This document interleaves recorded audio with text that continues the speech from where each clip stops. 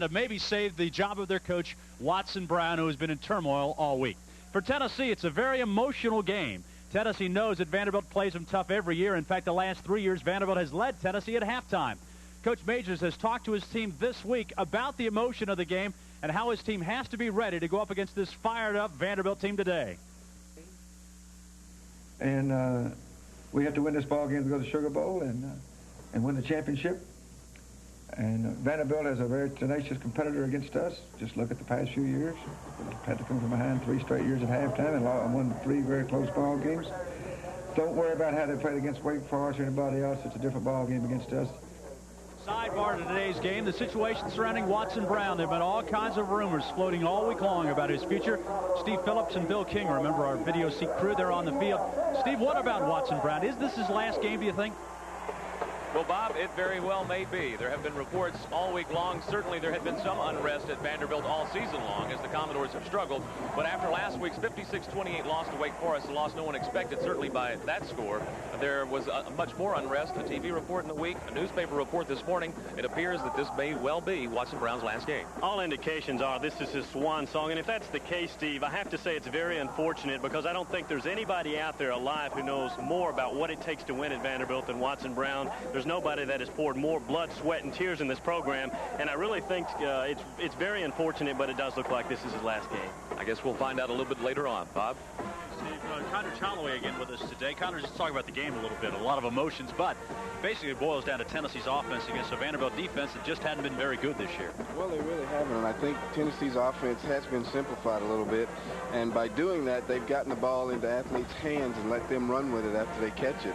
And I think right now their offensive scheme is basically to let their offensive line establish the tempo early. They've got to let Andy Kelly do the things that he does best, which is drop back, throw the ball on time, and be able to check off at the line of scrimmage. Vanderbilt's defense will be tested today. They have really 6 freshmen playing in the game today.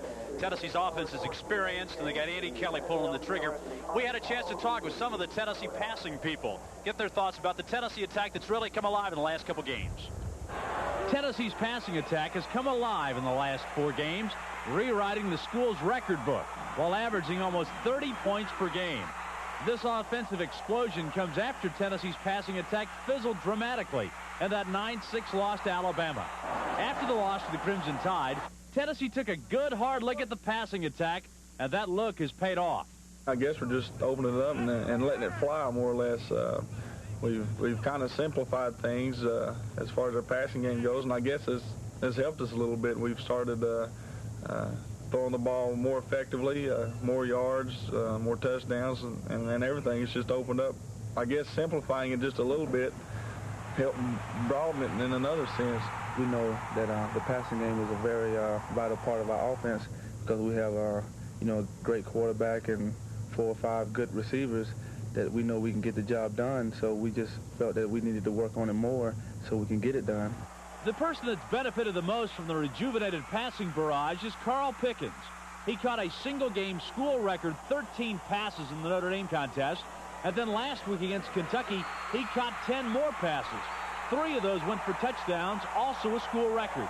We can score if we throw the ball, I think. I'm sure all the other receivers think that too, and I'm sure the running backs feel if we can score if we run the ball.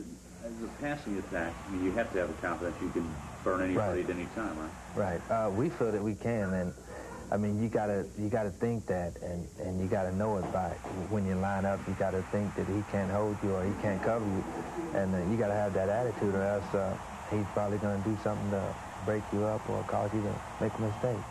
Today, Alvin Harper plays his final regular season game for Tennessee. He could climb higher on the all-time list in several passing categories.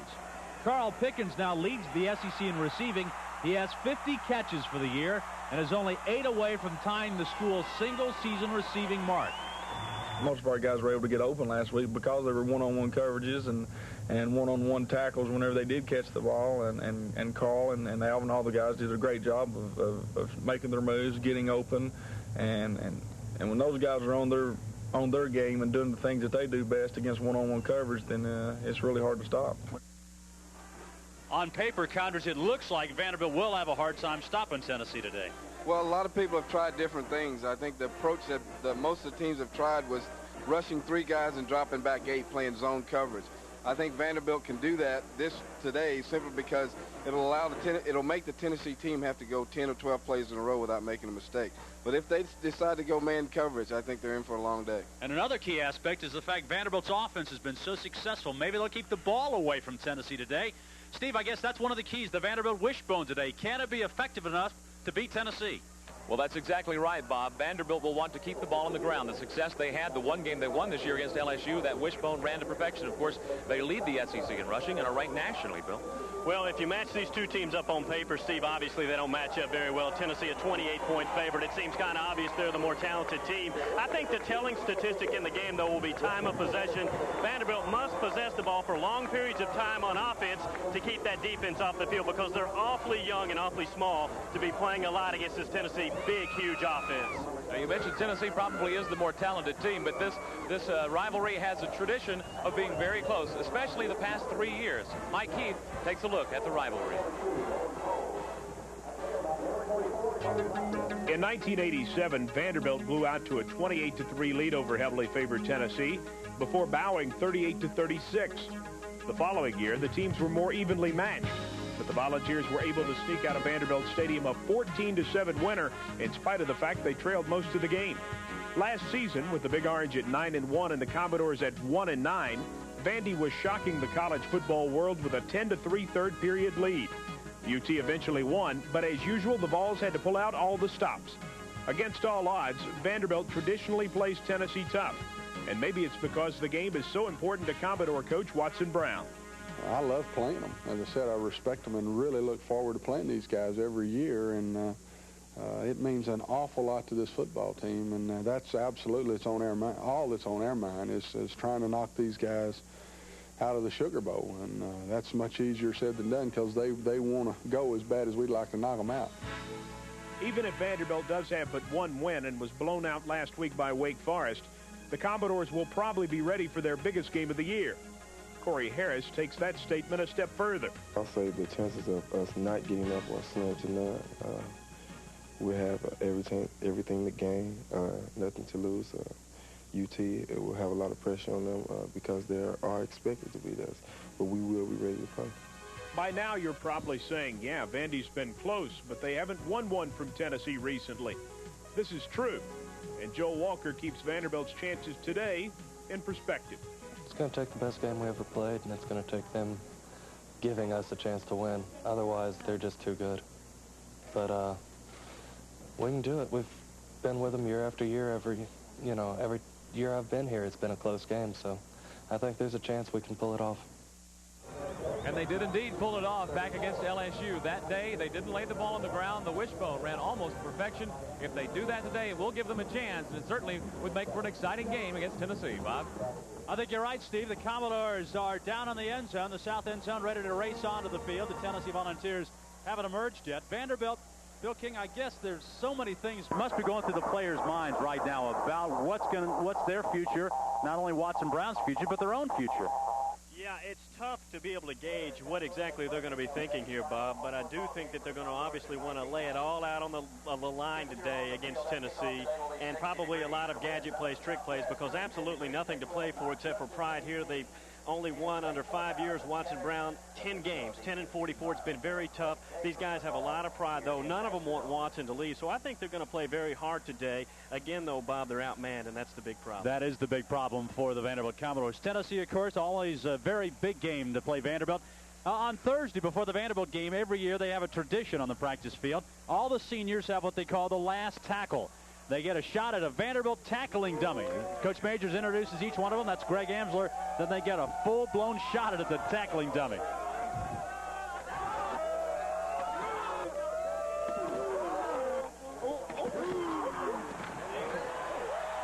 Here come the Volunteers onto the field. Condors, you played in this rivalry. In fact, Vanderbilt gave you guys tough times, didn't they? Not only that, they almost beat us one year, and I tell you, I still have to live with that, and I know what's going through the minds of these Tennessee players. It's a game that always leads to something because they're usually in the run for a bowl or in a national championship type of race, and Vanderbilt usually stands between it. And Vanderbilt usually doesn't have a good record at this time, but they come up and play hard against Tennessee. because they can just salvage their whole year if they can beat them. Right now, the Vanderbilt seniors are being introduced. Bill, I guess when you look at Vanderbilt, the seniors have been through so much disappointment. I mean, let's face it, there were some embarrassing losses this year. SMU. What do you think they're thinking about today? You think they are still ready to play? Do they have anything left? Bob, I know when you say the word seniors, you mean seniors plural, but there's only 6 of them, so there's not a lot of them. I do think that they really feel sad and remorseful for Watson Brown. A couple of the seniors are 5-year people, and they came under a Watson Brown situation where it was going to be the long-lost hero. He was going to bring the program back. So I think especially those guys, Bob, are going to be very close to this situation and very emotional in this game. There's Watson Brown. The Vanderbilt Radio Network went on the air this afternoon and said that indeed it's a done deal. This will be Watson's last game. The Nashville Banner had headlines across the front of the front page. I think that might sum it up right there. Perhaps this indeed, and maybe he's already told the team this is it. Coach Johnny Majors, his Volunteers trying to win back-to-back SEC championships for the first time since 1938-39.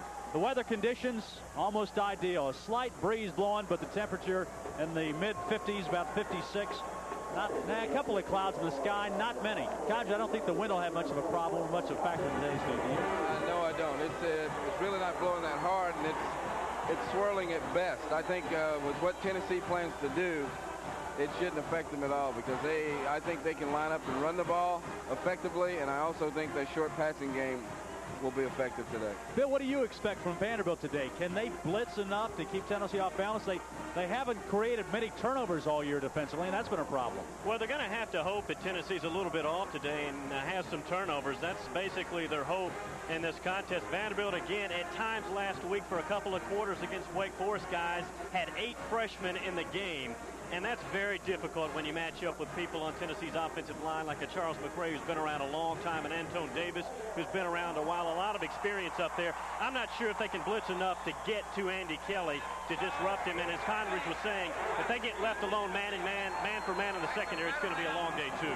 Dick Burleson is the official, just had the towing toss. Vanderbilt won the toss, and as you might expect, they're going to take the football. Conridge, that's a good sign there. Vandy just wants to keep the ball away from Tennessee. Well, I think that's got to be their game plan. They've got to go out and establish the wishbone and burn time off of the clock, which won't give Tennessee a whole lot of time to do things. But then again, I think right now, I think it's great for Tennessee for the defense to go out first because I think they can establish something right away too and really pave the way for their offensive team to get on the field. Coach Majors has enjoyed terrific success against the Vanderbilt Commodores. The only loss back in 1982. Tennessee has won, in fact, 13 of the last 14 matchups. Coach Majors hasn't talked much about the Sugar Bowl or the SEC Championship just yet. He has focused on it this week a bit. It would be quite an accomplishment. The first team since 1938-39 to win back-to-back SEC championships. What win there is will be at Tennessee's back as the Volunteers will kick it off. Vanderbilt sends back their deep people to return the kickoff. Mark Johnson is number 22, and Corey Harris is number 2. Johnson, the SEC record holder for kickoff returns, averaging 21.3 yards per kickoff return. Joey Chapman, number 20, will kick it off for Tennessee. The Volunteers come in 7-2-2, 4-1 in the SEC. Vanderbilt 1-9, 1-5 in the SEC. Their only win against LSU. And really that win for Vanderbilt probably cost Mike Archer his job at LSU. Chapman to kick it off for Tennessee. Tennessee and Vandy underway. Corey Harris gets a seam and gets tripped up. He could have gone for a long way. Fumble the football. And Vanderbilt's going to recover it. Well, that was a lucky break. Yeah, the Commodores coughed it up. J.J. McCleskey's the guy who made the hit for Tennessee. But Vanderbilt, very alert, jumped on the football. And then now the Vanderbilt Commodore offense goes to work. Marcus Wilson is the starting quarterback. Wilson, 6'2", sophomore out of Louisville, Kentucky. Commodores have had all kinds of injury problems, trying to patch up the offensive line and go after Tennessee. Big hole. That's Corey Harris. popping free out across the 40-yard line. J.J. McCleskey steps up. 16 yards on the first play, Bill. Well, when you take a look at Tennessee's front three, Brotham, Erickson, and Arnott, they open up a lot of holes. They're very mature, and Corey Harris with a lot of room to motor. He's averaging 6.4 yards per carry, and he's very elusive in the open field. You know, the thing about it, they haven't had his hands on the ball that much this year, and they want to get him the ball a lot more in this game. 16 yards in the first play. The Commodores going back to a broken wishbone. The fullback, Carlos Thomas, straight up the middle. Ernest Field makes the stop along with Dwayne Dotson. So the Commodores come out, get two big chunks in the first two plays. Here are the lineups for today's game. There's Vanderbilt's offensive line. Brothen's a good one at center, perhaps their best offensive lineman. The backfield, they've got some talent. Quarterback is Marcus Wilson, as we told you. Carlos Thomas averaging 6 yards per carry from the fullback slot. Second and short. Second man through. More room to run up the middle. Mark Johnson. Ernest Field makes the stop again. Condredge, yesterday we spent about 30 minutes or so with Steve Sloan, the offensive coordinator for Vanderbilt. He told us if Vanderbilt can block Tennessee's middle linebacker, they can run the ball. Dwayne Dotson is starting for Tennessee. He's gotten blocked the first couple plays. Well, he sure has. And not only that, they've come out with something that's unexpected. They broke the bone once, and they ran a little counter play on the first play, which is very unusual. And they actually have blocked Tennessee well the first three plays, and they've done really well. First and 10 Commodores, nothing there. Well, nice effort as Dwayne Dotson came up and met Corey Harris, and then Harris spun away and got a couple of yards. Carter thinks he's got the football, but the official says nope, it's down. Still Vanderbilt ball. Here's Tennessee's defensive front. Casey Rogers. Mark Moore is not here. He was suspended, dismissed from the football team. Also up front, Shazan Bradley, Kerry Bailey, and Chuck Smith. The linebackers are Hardy, Dotson, and Ernest Fields. In the secondary, McCleskey, Lincoln, Roderick Lewis, and Dale Carter. Pickup of 4.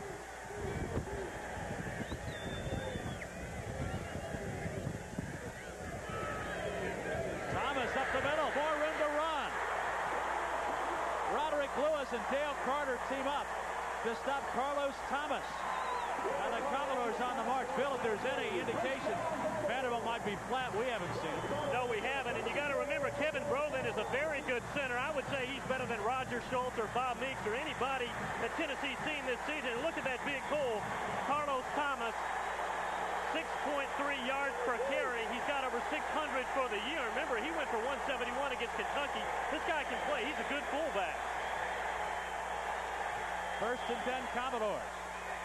Option play Wilson. He's got room. He gets down inside the 20-yard line of the 17 where Ernest Fields makes the stop.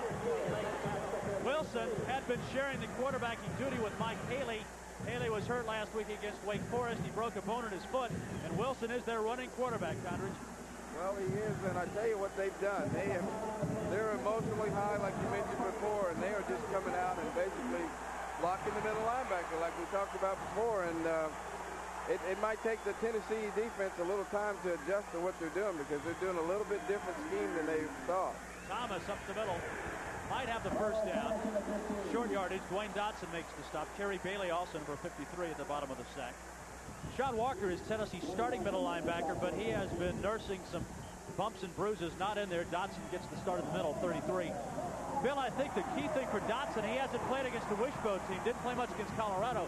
It's a pretty tough assignment for Dotson. Yeah, you have to be extremely mature and know your assignments very well to handle this. And remember, we're talking about the #1 rushing team in the SEC, so they're not chopped liver on the ground. Pretty good offensive rushing team. 8th play of the drive.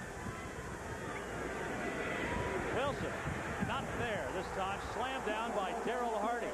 Hardy stayed with the quarterback, and Tennessee also covered the pitch man with J.J. McCleskey. Tennessee defensed it well that time. Well, that's one of the things that the Tennessee defense will do. They will, if you're going to run the wishbone on them, you better be successful inside because they're not going to let you get outside and string it out. That's one of Larry Lacewell's fortes. He will defend the wishbone wide. And also, that was one of Steve Sloan's concerns, talking to him yesterday about Tennessee's quickness in the pursuit. It's hard to string them out and run them down the line because they run so well. Thomas fumble. Ball's loose. Chuck Smith got the stick. Vanderbilt has recovered it if the ball did indeed pop free. I thought I saw it squirt loose. Let's see. No, I don't think it came out, but it was just a great hit, though. He almost dropped it. He almost let it go. Smith stuck him good. Big play for the Commodores on the drive. 10th play. They took the opening kickoff, and they've chewed up almost 4.5 minutes now.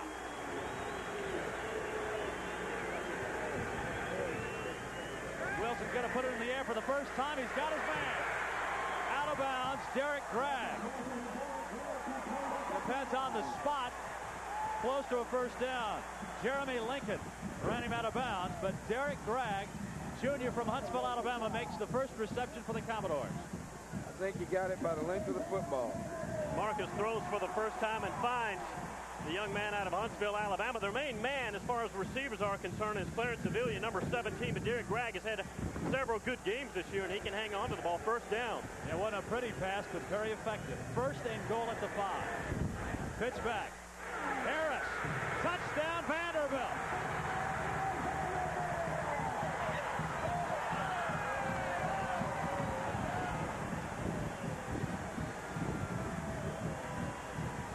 Ernest Fields and Dale Carter tried to get there, but they were late.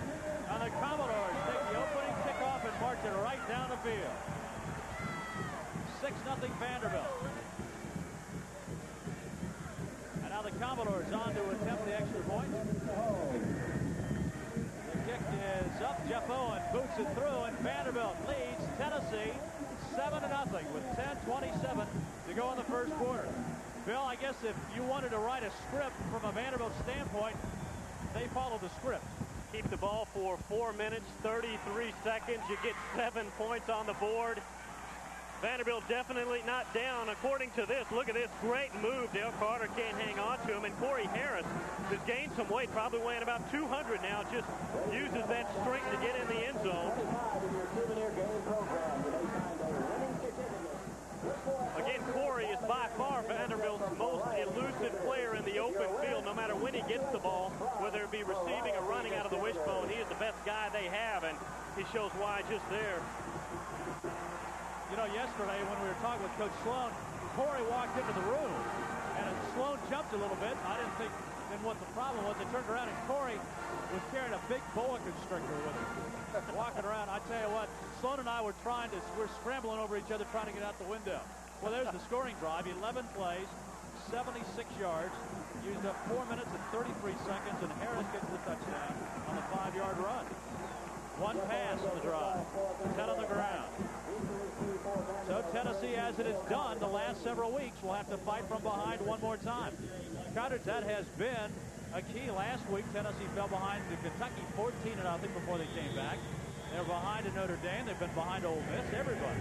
They really have, and I tell you, it's something they're going to have to correct. It's, you know, right now they're good little return here by J.J. McCluskey. He's rolled out of bounds by Vanderbilt. Robert Davis, the defensive back, made the stop on McCluskey, but Tennessee gets excellent field position on the short kick by J.J. McCluskey. 18-yard return on it. Yeah, we've got to look at the replay here. J.J. just takes off and outruns the contained guy. The contained guy didn't stay home. J.J. made a good return. The Tennessee offense now has got to answer Vanderbilt's scoring drive, and that's very important right now, right away. They've got to do that. Tony Thompson, nice cutback. Kelly's out in front, throws a block. Thompson with a 40 and out of bounds. Robbie Young forced him out. Tony Thompson made a great cutback, and then Andy Kelly was leading the interference. Well, I tell you what, Tennessee dodged the bullet right there because they had that sweet stop. And if Tony doesn't make this good cutback and make a good run, we could see a lot of emotion erupt in this stadium because they actually had him stopped for a loss. There's Kelly giving him a block to help him pick up 5 more yards. 21 yards for Tony Thompson. Tony nominated as one of the finalists for the Doak Walker Award. It goes to the best college running back in the country. Tony, 1 of 8. And Thompson over 1,000 yards this season. Right up the middle, nothing there. Vanderbilt guessed right. Rod Keefe and Shelton Quarles makes the stop for Vanderbilt. Here's how Tennessee will line up today. The offensive line, the 2 senior tackles, McCray and Davis. John Fisher, one of the best centers in the conference. The backfield, the wide receiving core of Harper and Pickens, both record setters. Tony Thompson, a tailback. Coles, the tough fullback, and Adams, the sure-handed tight end. 2nd and 10. Thompson breaks a tackle. He got that on his own. Quarles makes the stop for Vanderbilt. But Tony Thompson just showing strong leg movement. Picks up enough yardage to put Tennessee in a position where it's 3rd down and short. That was a great effort by Tony. He's a lot of people don't understand that small stature has a lot of power, and he's one of those guys that just never quits. And he was fortunate enough to get a chance to play this year, and he's taken every advantage of it. Tennessee has a 3rd down, about 4.5 yards to go. Vanderbilt covered the quick one, and Kelly has to throw it away. They tried the short hitch to Pickens, and Vanderbilt came up on it. Nice defense by Robbie Young, who read it, and then Kelly had no place to go. Counter. Sure did. They're going to stop the quick game to the short side of the field. What they're basically doing is playing a short zone with their outside linebacker. He's walking into a walk-away position and taking away all the quick game. Right now, if they go quick game... And the work that the Rotary does in conjunction with the award. I thought it makes it a little more dangerous of a pass. Here's Greg Burke now. 19 of 29. This is a 50-yard field goal. He missed it. And he shanked it to the left. So Vanderbilt has stopped Tennessee's first assault. And the Commodores still leading 7-0. Get the ball back in good field position. Well, Bill, Vanderbilt's done it again. I mean, they did what they wanted to do on offense, and they did what they wanted to do on defense. Well, you know, if Vanderbilt doesn't turn the ball over early in this game, I thought they could move the ball on Tennessee simply because it's a wishbone, and they've got a good wishbone team. I mean, they're leading the league again in rushing. So I thought they could move the ball against Tennessee. I'm not sure if I think Vanderbilt's going to have a big lead here or anything, but they've really played well, and they played it with some young people. We'll talk about it in a little bit. 1st and 10 Commodores now. Brett Hayes in at fullback for the Commodores. Hayes, a junior out of Los Angeles. In the broken bone, a wide T formation. Up the middle, Hayes fighting, scratching, still going. Turns for 3 yards maybe. Dwayne Dotson makes the stop. Steve Phillips is on the field. Steve, what do you got? Well, Bob, one reason for Vanderbilt's fire on offense, of course, might be their coach. I was talking with some people on the sidelines, some long faces over there, some fans chanting Watson Brown, but a source told me off the record that Watson Brown will indeed be fired, win or lose today. So apparently his team is playing this one for the coach. Steve, do you think he has told the team yet? I think I got the impression, yes, that they had been told. All right, Steve. 2nd down now, Vanderbilt. Hayes again, right up the middle. Deshaun Bradley makes the stop. Tennessee, of course, without Mark Moore, who was dismissed from the team this week. Jeff Tullis is playing, but this is really the first time he's been back because of the knee surgery. J.J. Surley's been banged up. Tom Fuller's been banged up. Bill, what about Tennessee's defensive line? I mean, there is some question marks there, and Vanderbilt can exploit them. And Vanderbilt's a lot bigger up front than Tennessee on that line, so there is a size advantage. Tennessee's a lot quicker, though. 3rd down.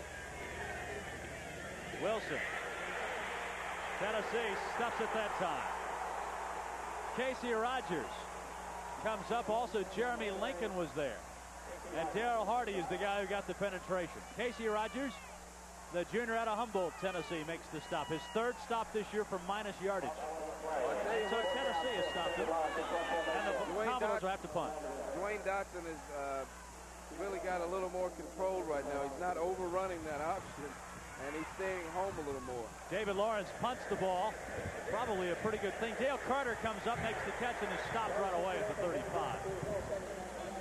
He was kicking into the wind. Lawrence got it down low and didn't hit it real hard. Rico Francis makes the stop for Vanderbilt. So Tennessee takes over its own 35-yard line with 7 minutes to go in the first quarter, with Vanderbilt leading Tennessee 7-0. One thing we do need to look at, gentlemen, is number 71, the left tackle for Vanderbilt. He was moved to defense from offense, Tom Vincent, Monday, and he's starting this game having spent about 3 days on defense, the left tackle. Little move there. Vincent is lined up over Doug Baird right now. Okay. Oh, you got it down there? All right. Dick Burleson, the official, making the call against Tennessee.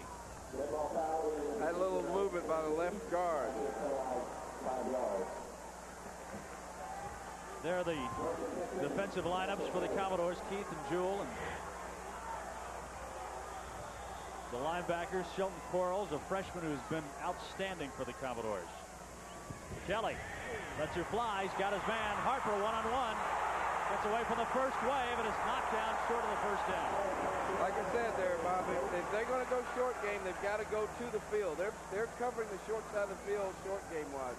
They drop the linebacker underneath. We got the replay here. It's just a little hitch pattern to Alvin Harper, yeah.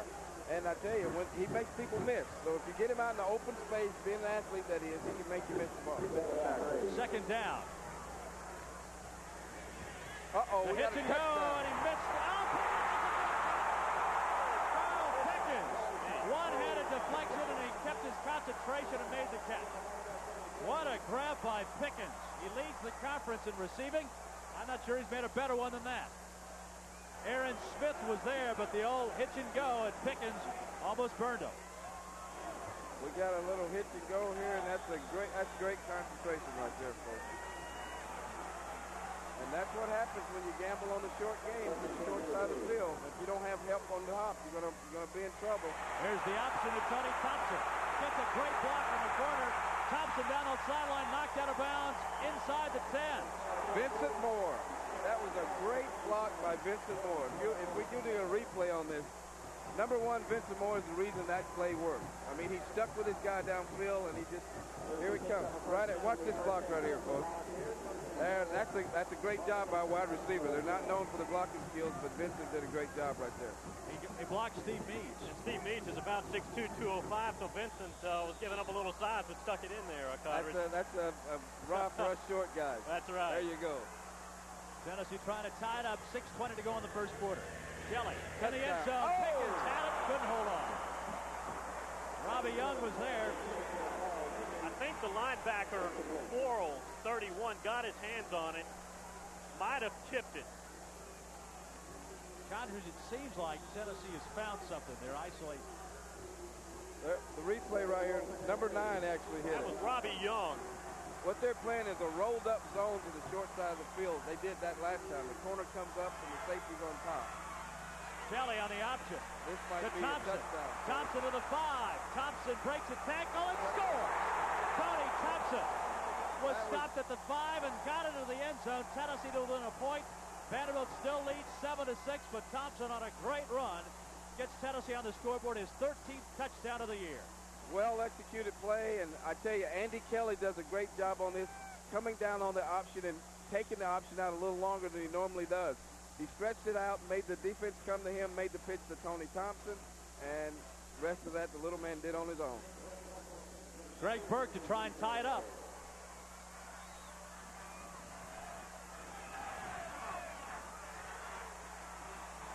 Right through the middle, and the Volunteers at 6:08 in the first quarter have tied up the Vanderbilt Commodores at 7-7. Tony Thompson now has rushed the ball 9 times for 59 yards in the first quarter. Tennessee and Vandy tied up. And allows look at the wide receivers maintaining their blocks right there. And Tony does the best on his own, but the wide receivers maintain their blocks. Andy stretches it out a little bit. Now we got the pitch. It's one-on-one. You want to get those little guys in open spaces, and the rest was Tony Thompson. There's Alvin Harper throwing a block. Bill, a lot of Vanderbilt players on the ground. Tennessee's doing a great job downfield. Right. Tennessee's getting their blockers downfield, moving Vanderbilt off the ball. Talking to Doug Matthews, the defensive coordinator this week, and he said, you know, our problem is we're just getting beat by better people, bigger, stronger people. We're getting so far, we're getting knocked so far off the ball, it's hurting us, and you can see that kind of taking shape now. Andy Kelly, though, on that one saying, hey, Marcus, I can run the wishbone, too, so I can run the option game. Tennessee and Vanderbilt tied 7-all. Chapman kicks it off again. The ball goes into the end zone. The Commodores will say, nope, let's start from our own 20. Mark Johnson fielded the ball, and Vandy takes over at its 20-yard line. This is a big series for Vanderbilt on offense. I think they've got to answer right now. I think Tennessee defense kind of shut them down the last drive, and if they don't answer back, this could turn into a long day. I think they will, though. If you want to use last week's game against Wake Forest as a barometer, Vanderbilt scored on their first possession Wake Forest answered. The next thing you know, it's 28-7 Wake Forest. See how Marcus Wilson and company answered the challenge that Tennessee has thrown at him. 1st and 10 at the Vanderbilt 20.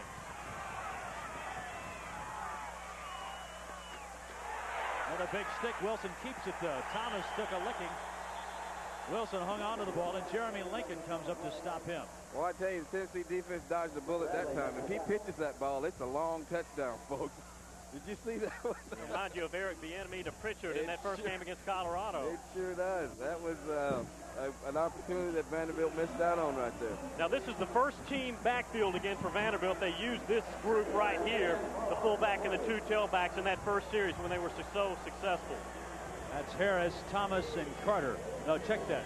Johnson in there. Luke, Harris, Johnson, and Thomas. And the handoff goes to Johnson. He spins away, and Shazan Bradley pins him. Good second effort, though, by Mark Johnson, who's a senior out of Birmingham, Alabama. Johnson second on the team in rushing behind Thomas. Thomas with 602 yards coming in, and Johnson with 400. Marcus Wilson, the quarterback, is 3rd in rushing on the team with 386 yards. So he'll go well over 400 yards today for the season. Another big 3rd down play for the Commodores.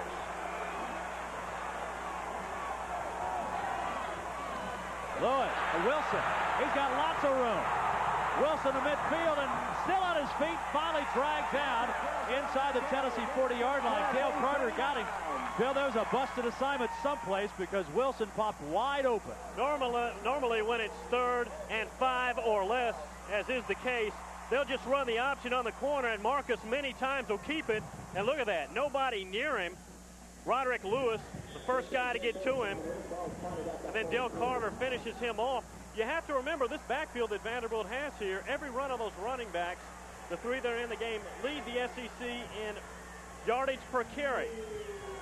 Very good backfield. Second man through. Spun down is Corey Harris. Casey Rogers makes the stop for Tennessee. Yeah, Bill pointed that out. Thomas averaging 6.3 a carry. Johnson 7.3, and Harris 6.4. Now the backups, Carter's at 4.8, and your quarterback is almost 4 yards a carry. Now, that's very impressive. If you look at the Southeastern Conference statistics, the 3 guys starting for Vanderbilt average more yards per carry than anybody else in the league. That's amazing. Yeah, it really is. Second down, long for the Vanderbilt Commodores. 7-7 our game here in Nashville. Wilson breaks a tackle, drags Hardy for a couple of yards. Shazan Bradley came over to finally get him. He's going to be a couple of yards short of the first down. And no offense to Bernard Daphne's 1 carry for 32, but I didn't add him to the stat book. Imagine Bernard wouldn't like that, I don't think. 3rd down, a long 5 for the Commodores. Clock ticks down to 3:45 in the first quarter. Capacity crowd here in Nashville.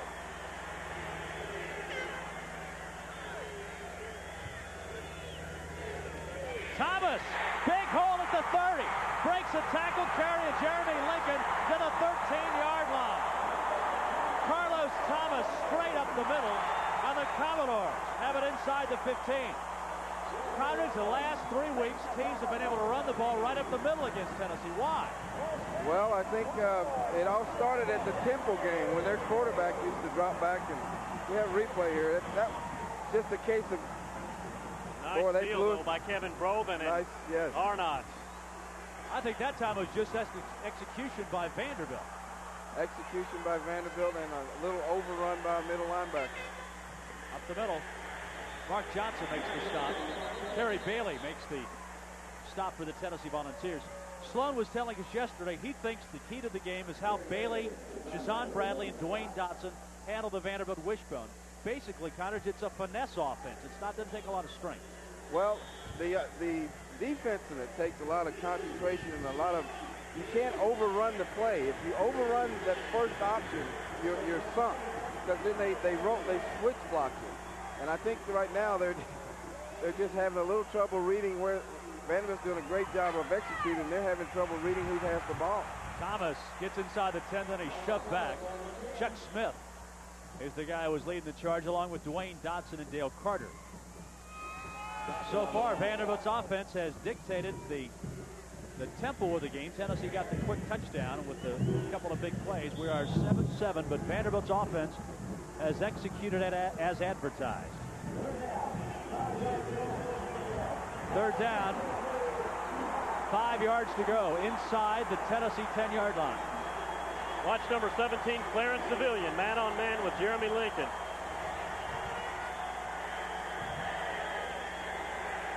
Shovel pass inside. Breaking a tackle. Harris is going to get to the 1. Lincoln saved a touchdown. Bill, I think you picked it. Tennessee was looking for the pass, and the shovel pass caught him by surprise. Well, the Utah pass, the shuttle pass, whatever you want to call it. Nice block there. Kerry Bailey can't hang on. And Corey, I'm telling you, he's about 200 pounds, very elusive when he gets out in the broken field like that. Normally an arm just won't bring him down. Corey Harris gets it to the 1. Now Vanderbilt has it 1st and goal. Thomas over the top. Did he get in? Short. Dwayne Dotson at the bottom of the stack. 1:23 to go in the first quarter. Vanderbilt on the verge of taking a touchdown lead against Tennessee. Dotson already has 4 tackles in the game in the first quarter. Watson Brown trying to get his team on top, 14-7. Vanderbilt has run the ball 22 times. They have passed it twice. Thomas did not get in. Dale Carter came up and knocked him back. Dwayne Dotson was also there. 3rd and goal. Got a great defensive surge here. You can see white helmets past the line of scrimmage, and Dale Carter does make a great play right there. Ernest Fields? Yeah, Ernest Fields. Oh, Carter was there too, but Ernest Fields got a part of him too. I think Tennessee defense better be on the lookout for a wide play. They're stopping the middle up pretty good. They might pull it out of there and go wide this time. Oh. 3rd down. And jumped. Vanderbilt has rushed the ball 158 times. Tennessee 60 yards. 158 yards. Tennessee 60 yards so far in the first quarter. Rushing the ball 158 times in a game would be quite a day's work, wouldn't it? You know, this Vanderbilt team has rushed the ball this year over 2,200 yards. You have to go back to 1974 to find a year when they've rushed for this many yards in a season. They've really accomplished offensively this year what they want. But you got to stop some folks, though. And Vanderbilt's just going to let the first quarter run out. A very good one for the Commodores. Tennessee got a touchdown right now, but at the end of 1 quarter, and Vanderbilt, Dudley Field, Tennessee and Vanderbilt are tied 7-7 at the end of the first quarter. They really can, and that's one of the stable points of the whole Tennessee team. They've been able to do just about anything they want to do offensively as far as the blocking scheme is concerned, because their offensive line has been together so long they don't get flustered. And what everybody tries to do to them, especially when they don't have enough manpower to line up one-on-one, they do a lot of slanting, a lot of schemes, a lot of twisting, and that offensive line can handle most of that stuff. Look where the football is. 3rd down and goal. It's got to be 2 inches away from the goal line. And now the officials huddle together. And we should be starting in just a moment. Basketball last night, the Vanderbilt Commodores had a big win at Stanford. They beat Hawaii 74-70. The Vanderbilt women's team also won last night. They beat Loyola Marymount 81-75. Vanderbilt has a very important home game Thursday night as Pat Summitt's Tennessee Lady Vols come to town. It's a 7:30 start in Memorial Gym. Thursday night, Tennessee and Vanderbilt in women's basketball. Other games last night in the SEC, LSU beat Texas 101-87. Southern Miss over Alabama 80-42. And Georgia beat Armstrong State 70-54. 3rd and goal. Wilson. Touchdown.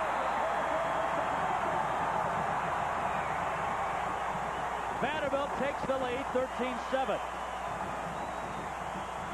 Well, that's a very heady play by the quarterback. I don't know if they called it or not, but whenever you go in the goal line defense and you don't have a linebacker, all the quarterback's got to do with it being that short, is just jump right over. I mean, there's nobody to jump and hit him in the face, so he made a good play and got over. Vanderbilt now will try and make it a 7-point lead. Jeff Owen boots it right through. And Vanderbilt, on the strength of another impressive drive, has taken the lead over the Tennessee Volunteers 14-7. Right here, as the ball was being snapped, there was nobody directly over. Dwayne Dotson's a little bit to the right, and it gives, with only inches to go, you can just dive right over your center, because the defensive linemen they're burying their nose trying to get penetration. They're not concerned about somebody jumping over. That's the linebacker's responsibility. 1 second is what that took for the touchdown, as Watson's got something to smile about right now. 12 plays, 80 yards on the drive. And it took up, Bill, I think, an impressive stat, 6 minutes and 9 seconds. That's 2 long drives for Vanderbilt. They want to possess the ball for the majority of this game to keep that young defense off the field. And as you said, Bob, if you want to write a script, and you could tell Watson Brown before the game, heading into the second quarter, they're up 14-7, and they've had the ball a good majority of the time. That's exactly what they need. Time of possession, listen to this. Vanderbilt has had it in the first quarter, 12 minutes and 27 seconds. Tennessee has the ball 2 minutes and 33 seconds. Jeff Owen to kick it off. The wind is perhaps a little bit stronger than we thought. Just blew the ball off the tee. Some other scores today. Last night, Houston beat Arizona State 62-45. Texas A&M and Texas are tied at half, 14 all. And Georgia leads Georgia Tech in the second half, 9-7. Well, that's 2 for 2 now. The ball being blown off the tee. They're going to have somebody hold it. And that'll be Robert Davis to come in. Wind seems like it has picked up a little bit. The flag and the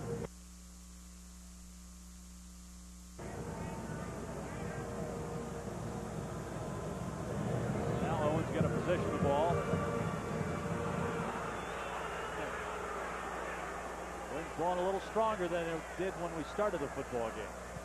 Just a gorgeous day, though, for football in Nashville. 14-7 Vanderbilt. And a kick comes down short again. Carter picks it up. Gas didn't help him much that time, as Carter was knocked down right about the 29-yard line. Vanderbilt tries to kick it short. John DeWitt comes up to make the stop for Vanderbilt. So Tennessee will take over possession of the football at its own 28-yard line. And Andy Kelly, who has really climbed up the SEC passing chart the last several weeks. Before the Temple game, he was 10th in the league, and now he's 3rd overall in passing. Well, Vanderbilt has issued the Tennessee offense another challenge, and they've got to come up and answer it right now. Tennessee starts out in the I formation, and Thompson gets the pitch. Couple of yards. Robbie Young comes up. Rod Keith slid over as well to help out on the stop. There's a flag down. Came right at the point of attack.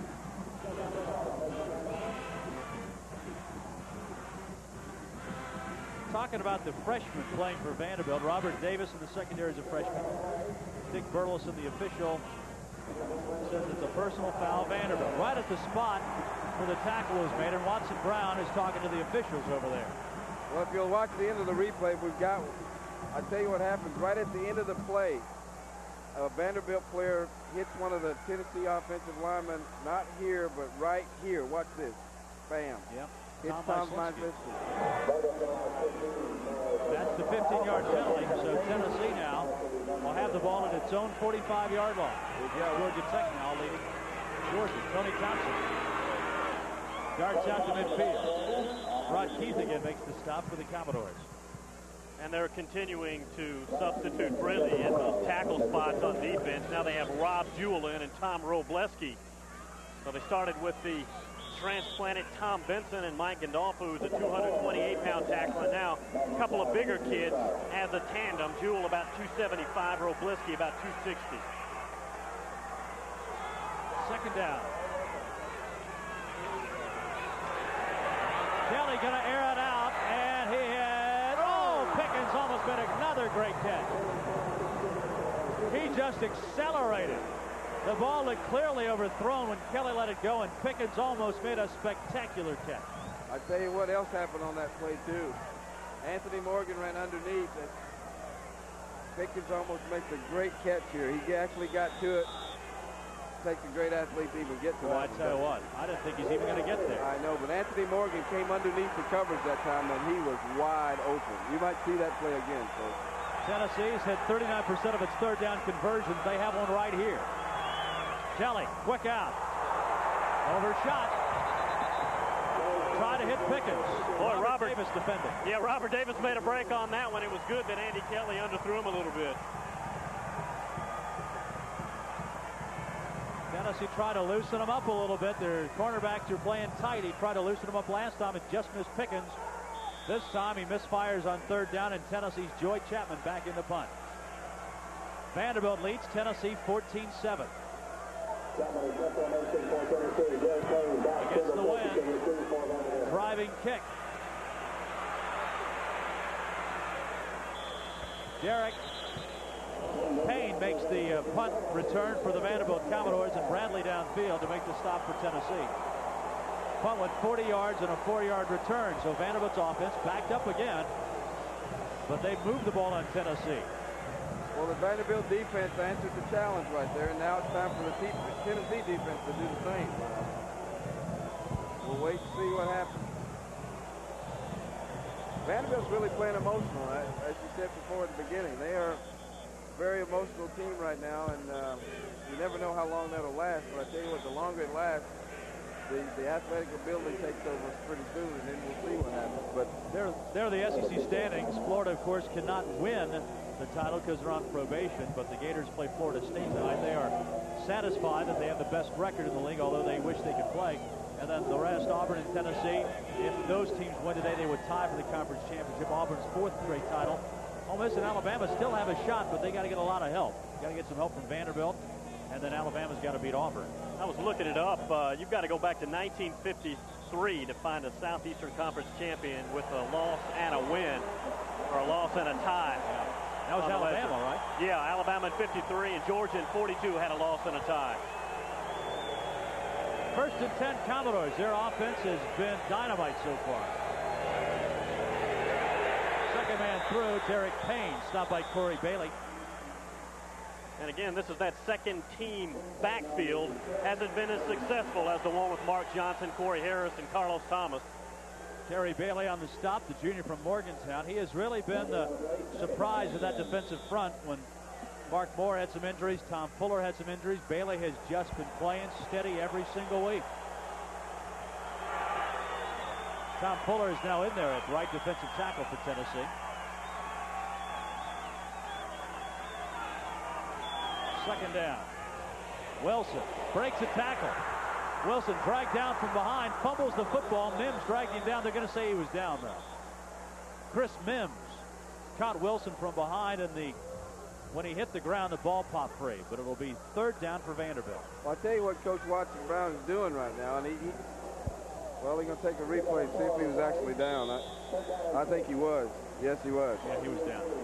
But what Coach Brown is doing is substituting freely, because I think he realizes this is a 4-quarter game, and he's going to make sure he has fresh players by the end of the game. Wilson, his 3rd pass. Got a man open. Hayes didn't get the first down. Stopped just short. Good defense, Ernest Fields.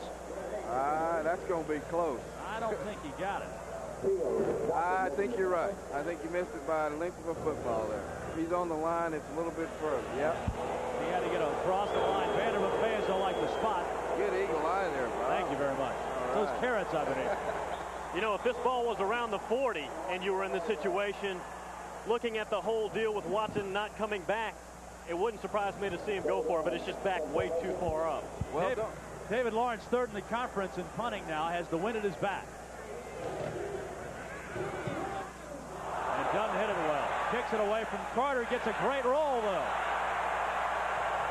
He couldn't have thrown that ball down there any better. It's still rolling. He kicked it away from Carter with great success.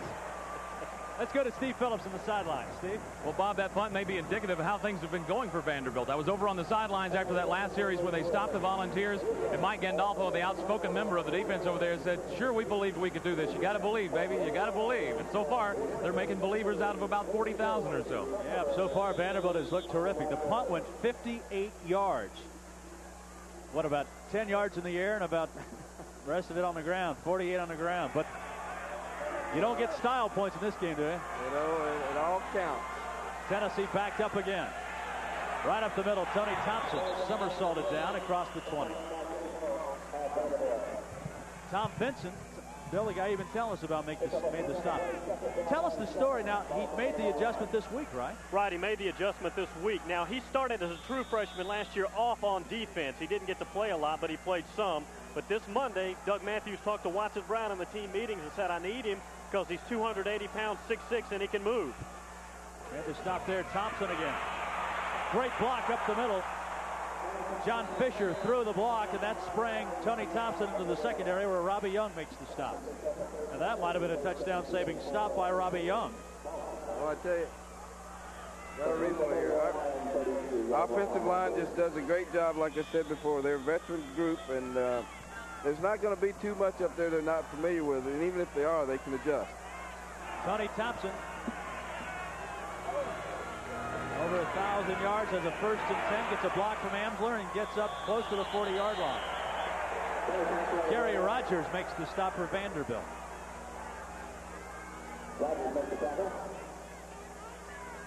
And Gary's more like a glorified strong safety. He plays that weak side linebacker spot, weighs about 205, probably built more like Conridge, a strong safety, but gets in on a lot of hits, just not quite physical enough yet.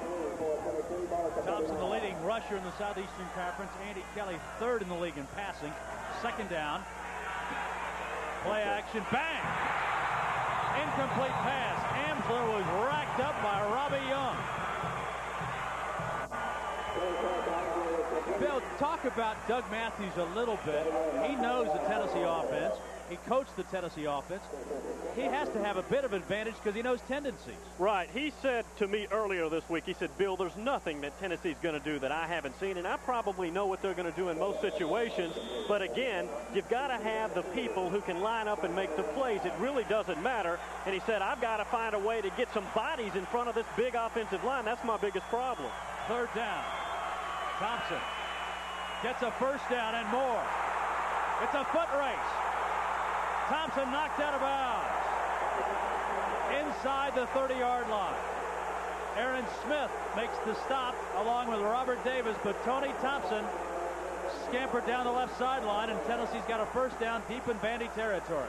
Offensive line stalemates. They give Tony a little crack, and then wide receiver making a good block there on number 9, and Tony just takes off, and it's a foot race. Just kind of ran out of angles there. Tony could have 100 yards in the 1st quarter.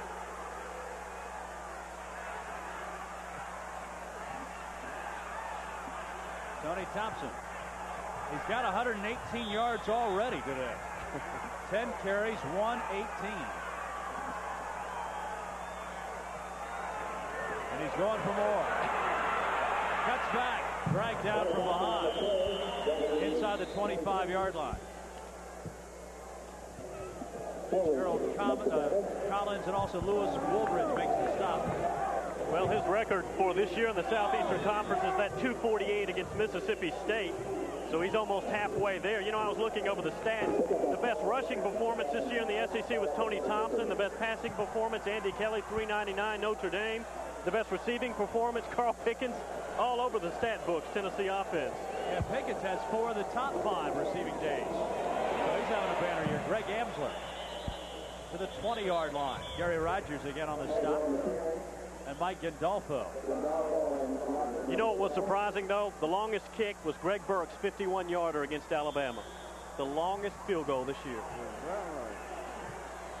Guess that's what happens when you don't have the tee. Yeah. Texas A&M were tied. Early Georgia Tech has come back to lead Georgia. 8:39 to go. Vanderbilt 14, Tennessee 7, but the Volunteers are driving. And Thompson tripped up behind the line of scrimmage, stays on his feet to the 10, to the 5. That was just one great effort by Tony Thompson. I mean, he should have been stopped way before then, and he breaks through a tackle, and he keeps his determination is just great. His leg strength is amazing too. A lot of people don't realize that. Good block by Greg Amsler. He avoids one tackle, 2 tackles, Now he takes off, and I think, well, that was an inadvertent face mask, if that's what they call. Aaron Smith is the guy who finally pulled him down. Okay. And they've called the face mask. Sure did. They sure did. Good eyes, Conrad.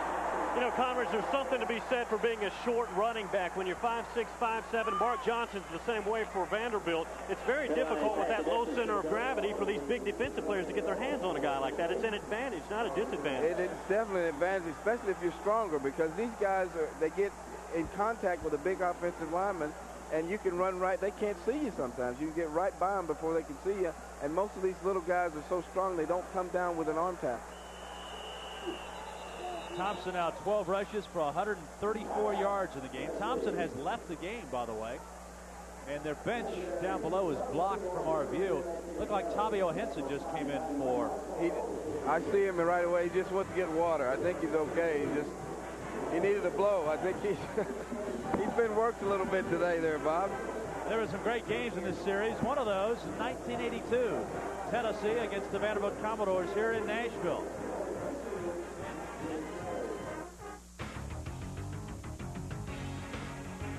Leading rusher for Tennessee at that point is the fans came bundled up. Then Johnny Jones in the fourth quarter takes off and scores for Tennessee.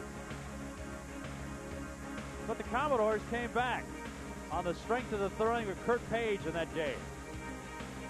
Less than 3 minutes to go, Vanderbilt came back, and on this touchdown pass, or on the touchdown run, excuse me, Page goes in, and that makes it 28-21. The Commodores on top. But then the Volunteers mount one last drive, and Alan Cockrell, number 6, was Tennessee's quarterback. Throws long, but Vanderbilt intercepts to clinch the victory. 1982, Vanderbilt beat Tennessee 28-21. Now the Volunteers trying to tie this one up. Handoff Thompson. Spins to the outside and is knocked out at the 5-yard line. Lewis Woolridge would not take the little juke by Thompson and makes the play.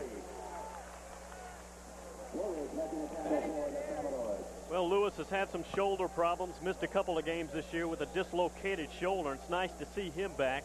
He's played all the positions along that three-man linebacker core. He's played in the middle, on the weak side, the strong side. Really hasn't settled in yet at one position, but nice heads-up play. Yeah, you run down the Vandy injury list on defense. It takes a while. Alan Young, defensive end, is out. Free safety Chris Donnelly has been banged up all year. Derek Wilhelm, cornerback. Steve Meade, strong safety. Ashley Stanford, middle linebacker, all banged up. Kelly on the option. Kelly gets to the goal line. Did he get in? A flag is down. Rod Keith drags him down. Kelly tried to stretch the ball over the goal line. Apparently did not do so, but a flag is down. This might be a holding penalty on Tennessee. I think they caught one of the wide receivers holding. I'm not sure, but I think so. So that'll take it from a 1st and goal at the 1 to a 2nd and long. See the hold, I don't think. It's just to the right of the screen there. Boy, Kelly almost got that one in the end zone. Carl Pickens might have been the one caught for holding, and they're going to march it off. So now it's 2nd down. The ball is marked at the 15-yard line. Tennessee's got to get to the 3 for a 1st down. 7:20 to go. Vanderbilt leads Tennessee 14-7 in the 2nd period here in Nashville. Vince Moore, Anthony Morgan wide to the left. Amsler now at tailback. Option, Amsler, he's in trouble. Gets back to the line of scrimmage, and that's it. Gerald Collins for Vanderbilt knocks him down.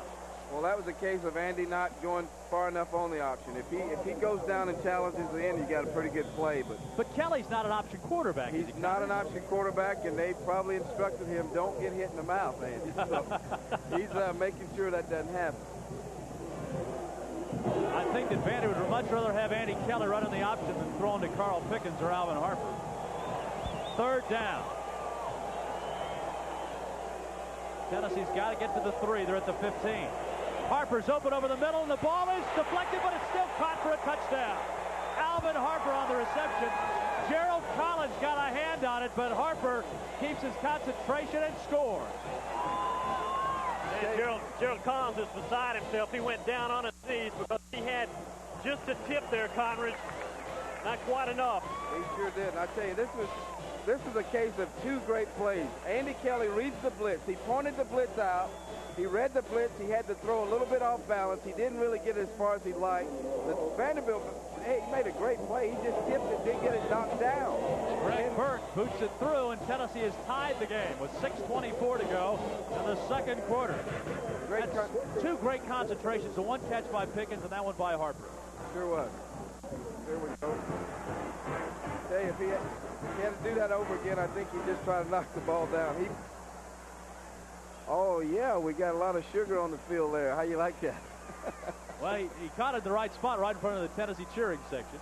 Yeah, they're all throwing sugar cubes over there. I think we're in for a dogfight here, the Tennessee team is. It's not anywhere near over.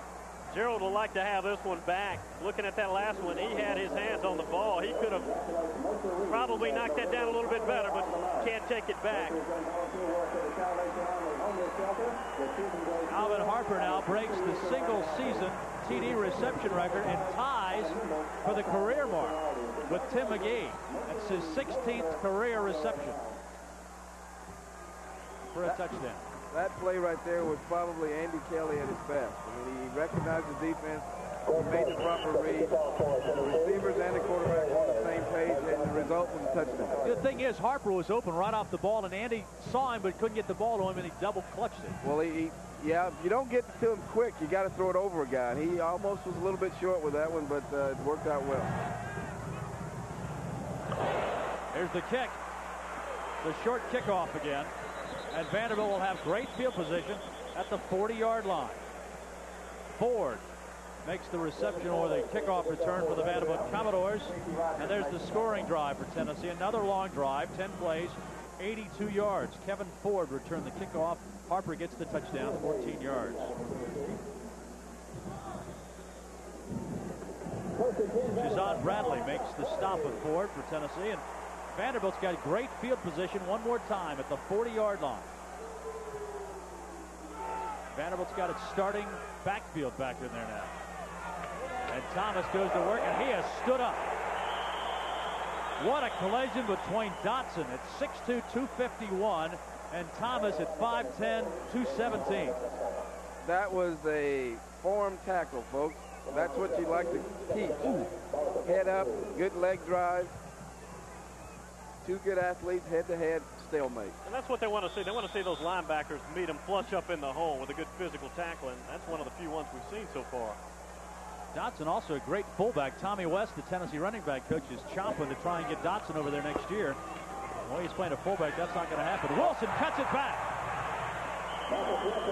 He's about a yard short of the first down. Roderick Lewis made the stop. Lewis, that time, really kept Wilson from turning the corner. He looked a little like Condridge Holloway on that play as he kind of spun back, did a little I don't know about that. Hey, he did a good job of coming back, though. The front side was closed off, and he made something happen. That's great athletes will do that. Another third down conversion for Vanderbilt. They're making 38% of these on the season. Second man through, he's going to be close. Mark Johnson gets up near the midfield stripe. That's where he's got to go. I don't think to where they're standing in the spot, I don't think he got it, but this is 4-down territory.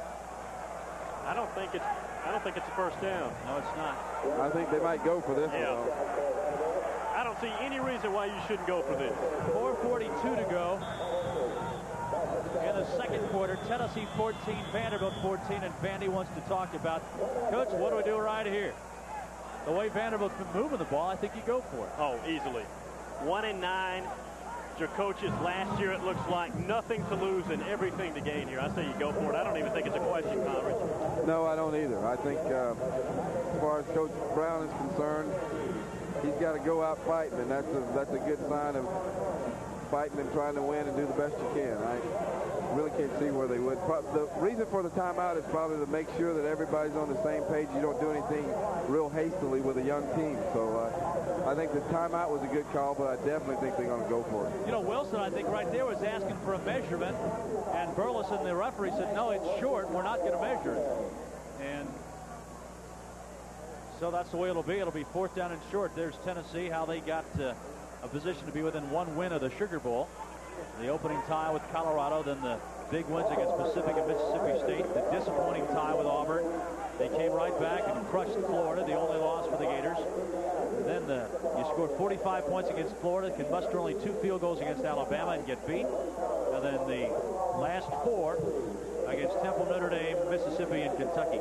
Bill, this has been a grueling, long season for Tennessee. Started back in August, and now here December the 1st, you're still playing.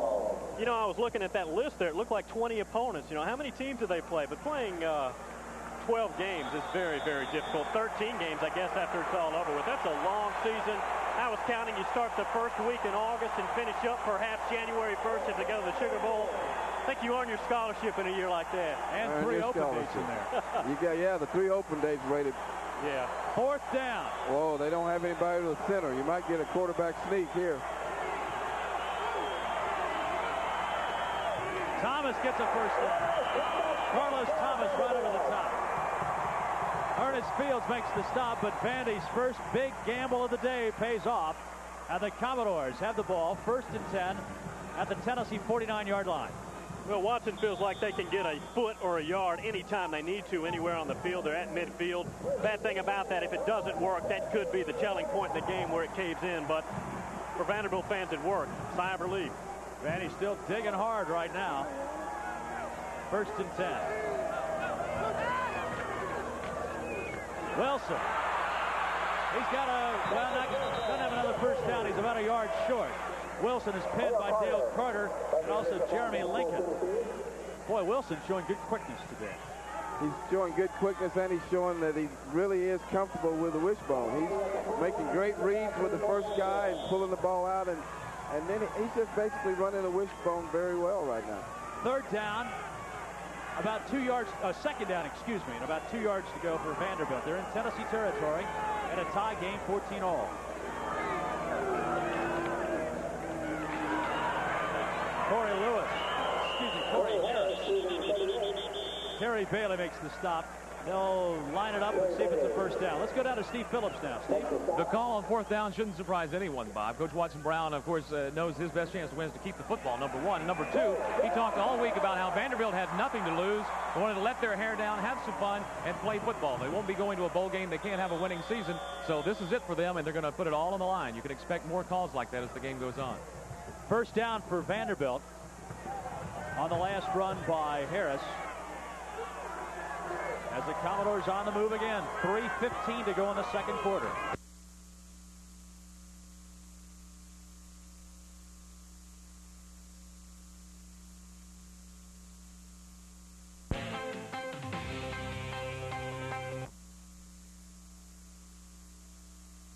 Dwayne's about 250, 255, and he's very physical. That time, Wilson gets crunched in between a couple of people. Marcus, if you want to compare him with the other wishbone or eyebone quarterback you saw this year was Darian Hagan, but he's a lot bigger. Marcus is 6'2", about 200, so he can take more punishment than most folks. Vandy breaks the bone, hands the ball to Thomas up the middle. Boy, he's a load. Gets across the 30. Ernest Fields knocks him down. You know, Vanderbilt starts this drive with about 6 minutes, 5.5 to go. They want to carry it all the way down, go in with either 3 points or 7, and not have Tennessee get the ball. Thomas was 63 yards. Marcus Wilson, the quarterback, approaching 70 yards. And, of course, for Tennessee, Tony Thompson already over 100 yards in this game. It's been a quick moving game. Both teams running the ball. Thomas lunges straight ahead. Did he get a first down? It'll be close.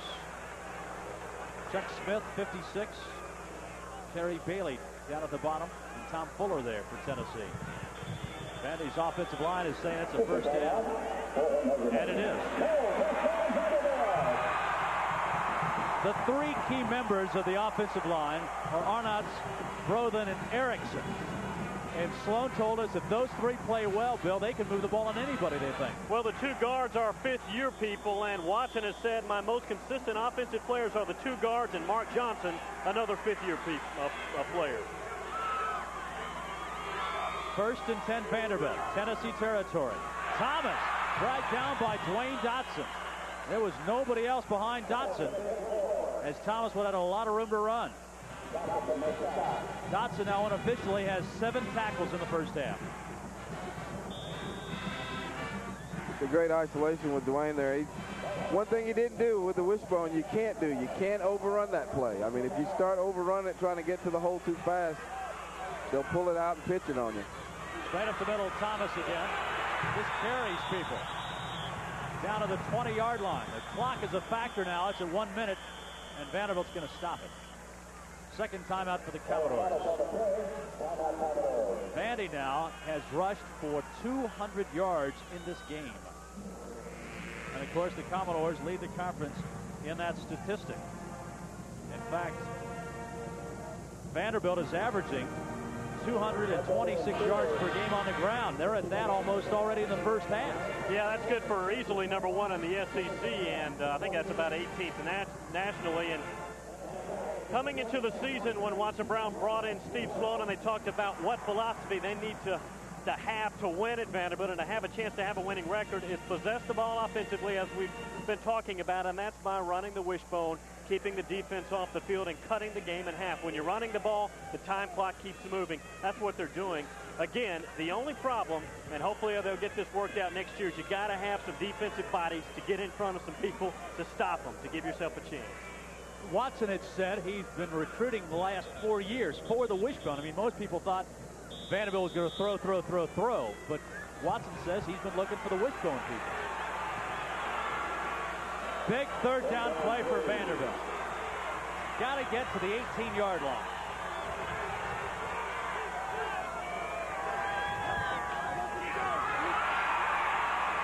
Wilson stopped short. J.J. Surlis in the game makes the stop for Tennessee. I have to admit, I followed Carlos Thomas down the field. I thought he had the ball. I did too. Now, decision number 2 for Watson Brown. It is 4th down. Yeah, you got a long way to go, 3 yards or so. And they're going to let the clock wind down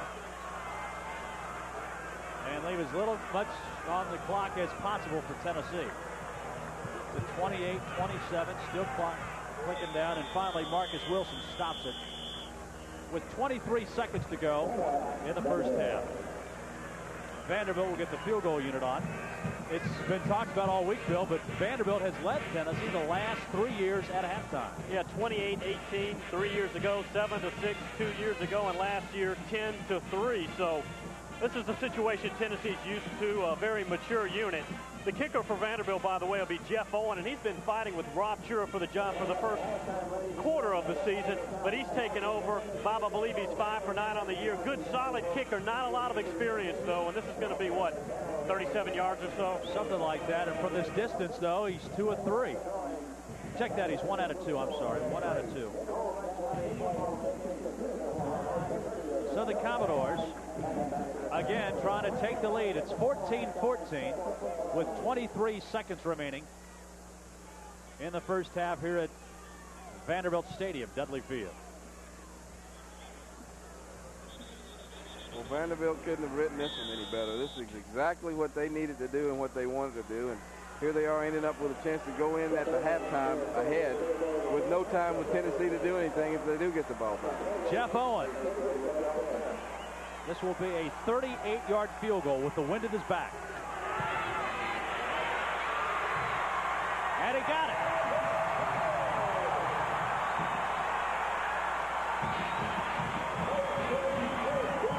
Vanderbilt leads 17-14.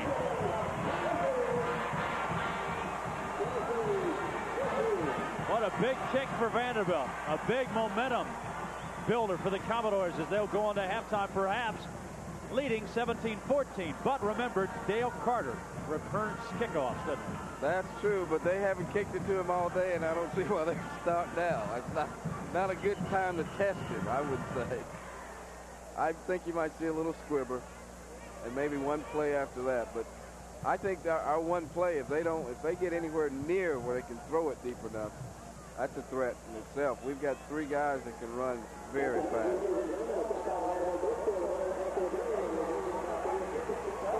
18 seconds to go. There's the scoring drive for Vanderbilt. Again, they chewed up 6 minutes of the clock. That's the third long scoring drive. The time of possession is heavily in Vanderbilt's favor, Ben. That's the way they want it. It's the only way to win. I do think Tennessee gets the ball coming out second half, though. They need to put a touchdown on the board, get up in this game. Jeff Owen, the ball's blown off the tee again, so we got to get Davis to come over and hold it. You know, 2 years ago, we had that real rainy game here where it was just, you couldn't even kick an extra point. It was so bad. Water everywhere, the wind, the thunderstorms. I think that was the 14-7 game. You know, it's amazing that year, which is 88, I guess, was every game Tennessee played in the rain. This year, every game has been in perfect weather. There's a bounding kick. Still loose, and finally Tennessee picks it up. J.J. McCleskey returns his second kickoff of the day. A lot of bodies go flying. 9 seconds now will remain on the clock. 15 yards on the kickoff return for Tennessee.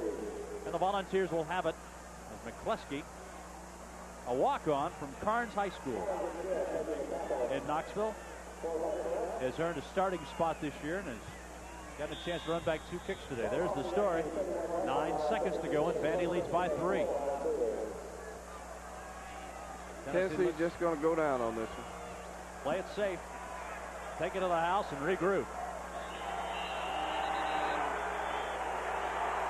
And the clock winds down to 3, 2, 1, and that's the half. And the Vanderbilt crowd salutes its football team going to the locker room. Lots of black and gold waving as the Commodores go in, leading 17-14.5. Let's go to Steve Phillips now, Coach. The Tennessee strong points lie with their offense, and they've got to answer the challenge right here. Take this opening kickoff and make a good showing.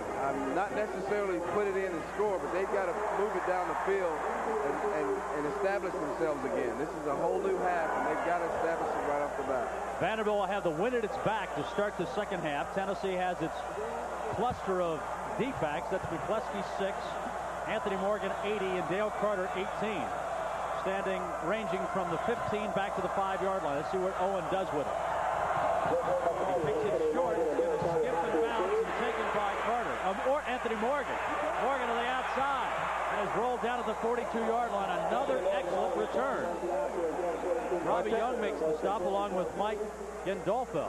Connors, the short kick, I don't get it. You're kicking it short, and teams are getting the ball at the 40-yard line. What they're trying to do, they're so afraid of kicking the ball to Dale Carter. And the Tennessee return team is playing little games with a kicker back there. They're lining up to different positions, and they're afraid of Dale Carter. By doing that, they're giving great field position to Tennessee.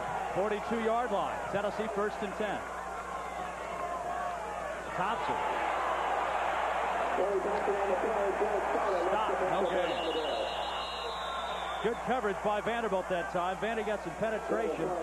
Derek Sarter makes the stop. Bill, he wasn't supposed to play. No, and he's one of the few seniors on the team. He's out of College Park, Georgia, number 35. He, along with Kenny Pulse, the only seniors that play at all on defense. I think there was a little miscommunication there between the quarterback and running back, Andy and Tony. Pickup of 2 yards, maybe a yard and a half for Thompson. Play action. Vince Moore's open, wide open, but they miss him. Moore came in the seam. There wasn't anybody within 5 yards of him, and Andy overthrew him. That's the same play I mentioned in the first half that Anthony Morgan was running the same route. And he was wide open. We got a replay. He was wide open.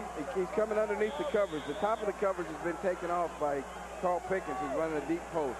He's getting the coverage to go deep, and underneath is wide open in there. He just didn't get the ball to bench that time. 3rd down and 9.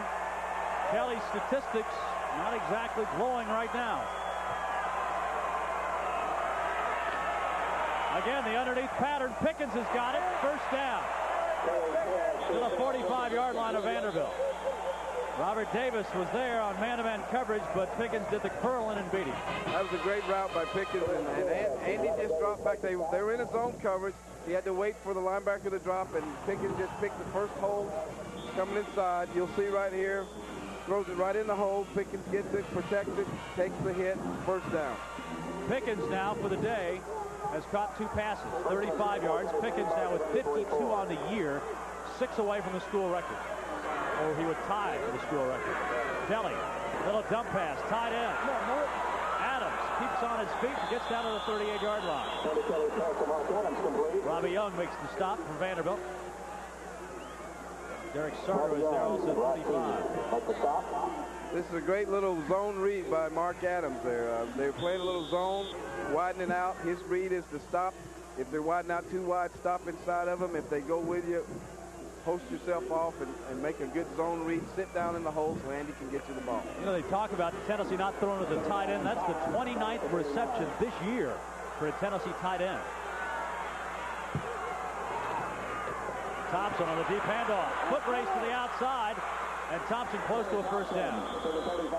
Finally stopped by Robbie Young, number 9. Well, I tell you, a foot race between number 30 and number 24 is going to be in Tony Thompson's favor every time. Meach doesn't have the speed. That's just not a good matchup for Vanderbilt. We'll talk about Shelton Quarles a little bit. He was there around the tackle. He has really been the biggest surprise, I think, of the defense. He has. He was very lightly recruited, but Doug Matthews likes to compare him to a Darryl Hardy. Darryl weighed probably 195 when he first got to Tennessee. Well, Quarles weighs about 195. He normally tries to play at 205. He told me 2 Wednesdays ago that he lost 10 pounds in practice. They ran him so much, so he was weighing about 194, and bless his heart, at 194 he's playing some middle linebacker. That's very difficult. In high school, though, he was in on an amazing 303 tackles, and this year, after missing 4 games, he leads the team in tackles with 98. So there's a guy with a big heart, a lot of guts, and he's going to be a good football player, real good when he puts on a little weight. He's not bad right now. No. 3rd down and very, very short, couple of inches. Poles the fullback, Thompson at tailback. Kelly going to do it himself. He's got plenty. First down, Tennessee at the 32-yard line of Vanderbilt. Nothing simple, Condridge. They're just doing basic plays. Well, that's one thing about a veteran offensive scheme and people. You don't panic. You don't come out and try to do things that are not familiar to you. You do what you've done all year long. You have to have confidence in what you do. And this Tennessee offense is just that. They're not going to get rattled because they're 3 points down and they're playing at Vanderbilt and they're supposed to win by 50. Yeah, that's not going to rattle them. They're going to keep doing the things that have gotten them where they are. Vanderbilt, 7 men on the line of scrimmage. Kelly reads it, puts it out in the flat. He's got his tight end, Von Reeves, to the 21-yard line in the first down. Robert Davis knocks him out of bounds. He picked up the hot receiver. He read the blitz. That's a little dump pass, and I tell you, Von Reeves just goes right to the flat. The wide receivers that came inside, the defense just kind of fell in with him because he caught the little in pattern on 2 plays before, and they forgot about Von Reeves running the flat right underneath the in pattern. Great read by Andy. Tennessee with the ball at the Vandy 21. Vandy leading Tennessee 17-14. Option again. Thompson pulls out in front of him. Vanderbilt turns him back in. Thompson doing it on his own down to the 11-yard line. He got a block in the corner kind of by Poles, and Thompson did the rest by himself. Sweet feet, that's what they call that. This is amazing. I mean, he just does something with his feet there. You can't teach this kind of quickness.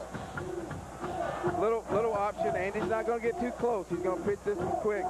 But the rest of it is Tony Thompson. It's right here. Quick feet make you miss. Thank you very much. He reached for air. That was a good play by Tony Thompson. Well, they marked him, didn't give him the skid, so it's not a first down. Thompson, 153 yards.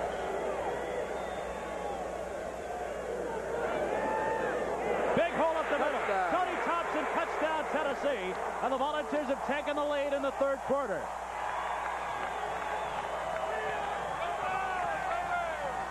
Well, Tennessee has answered the challenge. We talked about it at the opening kickoff. They had to come out, take the ball down the field, and make something positive happen. And now they're in a little different situation. They're going to be trying to stop the Vanderbilt defense. I mean, the Vanderbilt offense now with a lead. They haven't done that all year. Second touchdown of the day for Tony Thompson. Right up the middle behind the blocking of John Fisher and Tom Myslinski. And Greg Burke trying to tack on number 21. And does so. Tennessee with 11:24 to go in the 3rd quarter. Leads the Vanderbilt Commodores now 21-17 as the officials are showered with sugar cubes down in the end zone. If you take a look at the Vanderbilt defense going off the field, this is the first time they haven't gone off all exuberant and full of funk. I think that took a little bit out of them. There was a gaping hole right there, Bob. I think you and Newton's system and everybody can run through that one. What do you think? I don't know. Baird threw a heck of a block at the point of attack. John Fisher was also there as well. You know, the thing about it... You had to get that in, did you, Holloway? Go ahead, Bill. You know, the thing about it is you have to have people who have experienced winning and know what it takes in a tight game to get what needs to be done. And in Vanderbilt's games this year with Ole Miss against Kentucky and Georgia, they had a chance to win the game in the fourth quarter, and they didn't have that one individual, Conridge, or that one guy to step up and say, this is what you have to do. Yeah, you're right about that. I tell you what, too, if it ever came down to it, the way the lineman is right here, there's an onside kick possible. We got 3 guys outside the hash, they got 1. Chapman kicks it long. Not that it'll happen, but it's set up to happen. Return by Johnson, and he is splattered at the 23-yard line. That's big Chris Mims. And Tennessee will now try and stop Vanderbilt. The Tennessee crowd has not had a lot to cheer about, and they're on their feet now. The crowd has entered this game here, Bob. I think they're going to get the Tennessee defense a little pumped up. If they can stop them right here, this could be the beginning of something. Vandy back to the wishbone.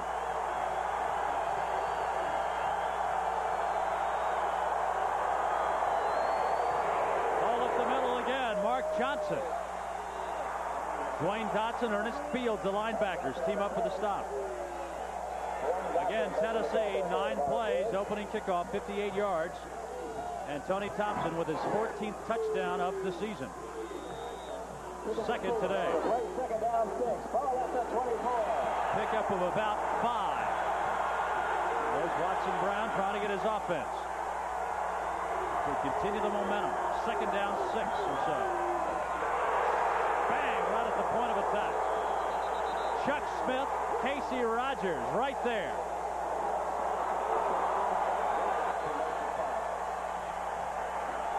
Big play for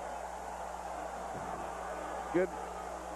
Well, I'll tell you, that was just a great defensive play. And this Tennessee defense is very inspired these first 2 plays. This is a big play for them right now, though. Casey Rogers with a big stop. Third down.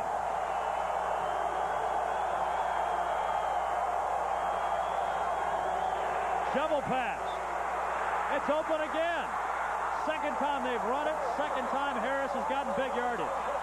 Boy, what a call. Great call. Vanderbilt has answered the challenge. That was a big... Tennessee thought they had Marcus contained here on the pass, but the middle is wide open, and that just gives Corey another chance to motor in the open field, and Jeremy Lincoln able to hang on, but it's first down. Commodores at their own 36-yard line now. There's Harris split out in the slot. Nothing there up the middle. Tom Fuller, Casey Rogers right there, Dwayne Dotson. Check that, Fuller. Yep, Fuller he's in the game, but he wasn't on that play. Wilson now. 4 for 4 passing, 32 yards through the air. Two of them, those little shovel passes. Quarterbacks still count those? They all count. Sure do. Count them every time. Maybe a loss of a half yard for Thomas in the last play.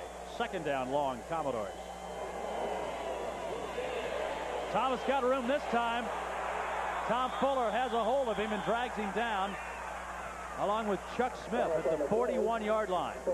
Been about 5 yards short of a first down. Thomas also putting up some big numbers today. Well, he's the money man. 171 yards earlier this season against Kentucky, 112 against Georgia. So he knows what it's like to get that tough yardage. Clock continues to roll. It's at 8:45 in the third period. Tennessee 21, Vanderbilt 17, but the Commodores on the drive. Wilson, screen pass. Nobody's there. Thomas, first down into Tennessee territory. The linebacker got lost somewhere. Dwayne Dotson finally widens out to make the stop. But Carlos Thomas came wide open. And he's gonna go off the field. I don't know if he's just a little winded or tired. You know, this game, the way Watson Brown is calling this game, is very reminiscent to 1982 when he was George McIntyre's offensive coordinator. Screen passes, shuttle passes, just to keep the defense off. Now the middle ought to open up a little bit if Vanderbilt's offensive game plan works. Thomas is out. Brett Hazen at fullback, but the handoff goes to Harris. Harris picking his way and is knocked out by Dale Carter. Tennessee shuttling defensive tackles. J.J. Surlis back in there trying to find somebody that can contain this wishbone. Yeah, if Tennessee's going to stop the run like they did the first couple of times here in this drive, Vanderbilt's just going to throw the little dump passes on 3rd and 4 and 5. And after Tennessee starts watching that, they'll just go right back to the ground game up the middle. And you just saw Corey Harris, first down, good playoff right guard. Second down. Hayes up the middle.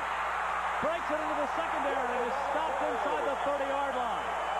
Ernest Fields finally gets him with J.J. McCluskey. But Vanderbilt's got another first down, and they are showing no signs of slowing down. Godrich? They are executing very well. And you see right here, middle linebacker gets overruns a little bit, gets blocked and screened off. Bill, watch the block by Brothers. Big Kevin Brothers, 290 pounds of him. Gets a hat on Dwayne Dodson. They double team him.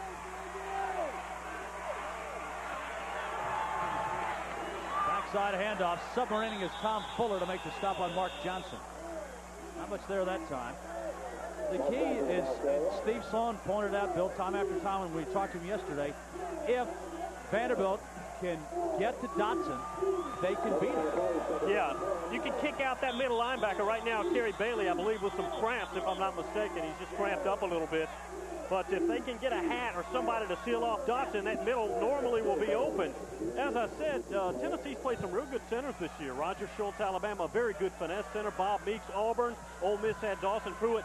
None of them are as physical as Kevin Broden. This is one guy that scouts will tell you will make a living on Sundays someday. He patterns his whole body and everything after Steinkuhler and Remington and guys like that from Nebraska. He loved his kids. He's a good player. What, he can bench press a Volkswagen, yeah, about 500 pounds or something like that? He's a tremendous player. What, have you seen his car, the Beast? Yeah. Now, tell us about the Beast. I don't know that much about it. I've seen it a couple of times, but it's a crazy car. He cares nothing about it. You know, the guy reminds me a little bit his attitude of a Hacksaw Reynolds. Yeah. You know, he doesn't saw us in half, though. He's got an old beat-up Chevy, about a 72 Chevy. Everybody drives it. They run it into poles and everything else. Wilson on the option to the 20. Dwayne Dotson slides out to make the stop.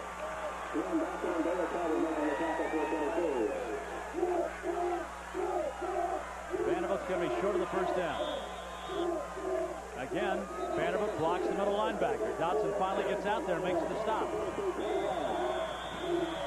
I'll tell you what, Bill, I think Dotson's going to have a few bruises on him when this game's over. Well, he's going to sleep well tonight. You can count on it. They're forcing him to make tackles.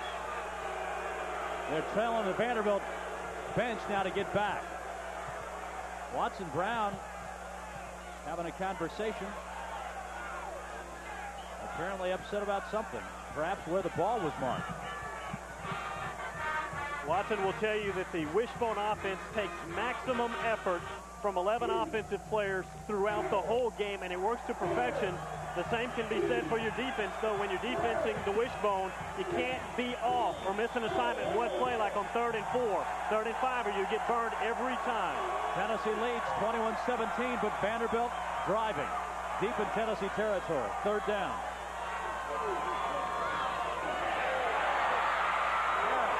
Fumbles the football. Corey Harris got it back. Ernest Fields with another tackle. 8 tackles for Ernest today. Dotson has 10.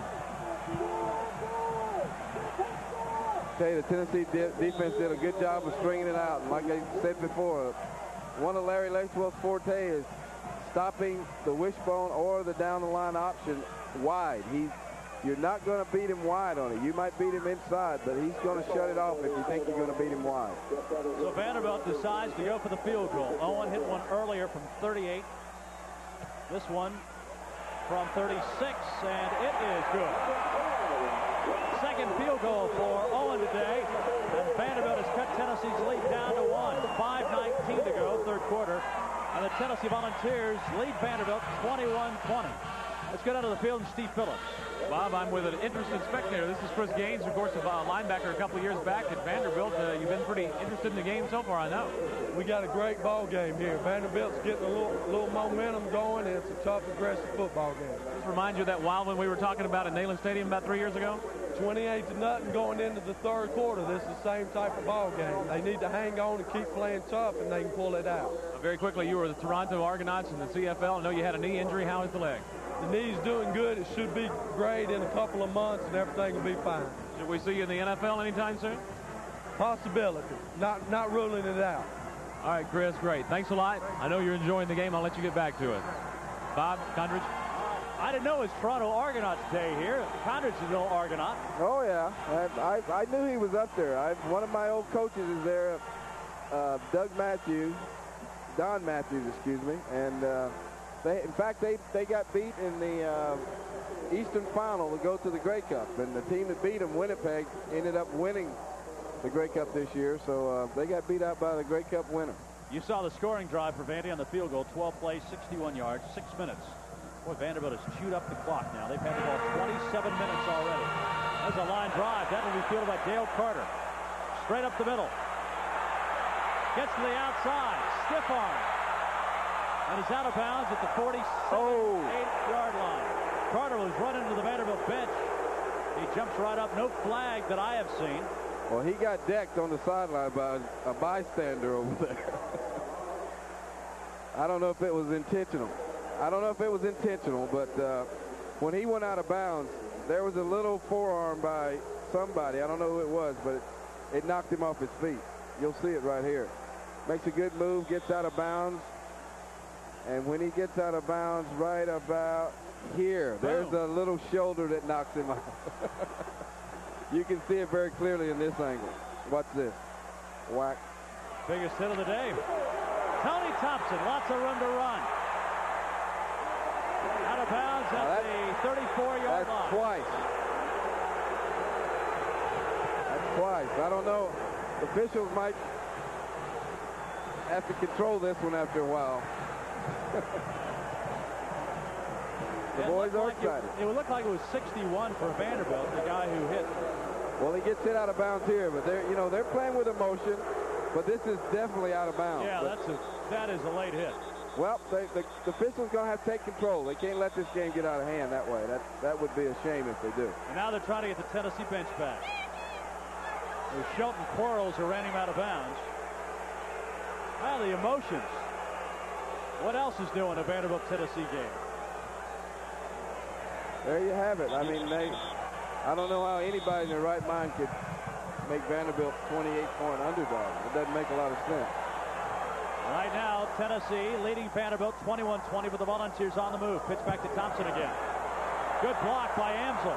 Thompson outside to the 30-yard lines and out of bounds at the 28. Again, a host of black shirts over there force him out. And Tennessee is seeing that the game is getting on in to the minutes here. It's getting a little bit tiresome for that smaller defense, and it's just more physical bodies pushing the defenders out of the way. Yes, you can tell that it's taking its toll, but I think Coach Brown has substituted enough that he might be able to hold on. But when you're 3 deep and playing against somebody that's 1 deep, fourth quarter usually will be yours. Thompson again. This time chased down from behind, but he's still going to get close to a first down. Derek Sartor runs him down from behind. Thompson today has carried the ball. Before that, he's carried it 20 times now for right at 190 yards. So that's right at about a 9-yard average for Tony Thompson today. It's a first, no, it's third down and short. Third and short. Kelly Day is being looked at on the sideline. They're giving us the quarterback sneak here. Yep. Kelly takes it and gets the first down. You got to, if you don't cover up the center and you play wide tackle and slant it in like that, you're going to give him the quarterback sneak. And Andy's a smart guy. He's not going to take a chance of handing the ball 6 yards deep when they're giving you an automatic first down. First down, Tennessee.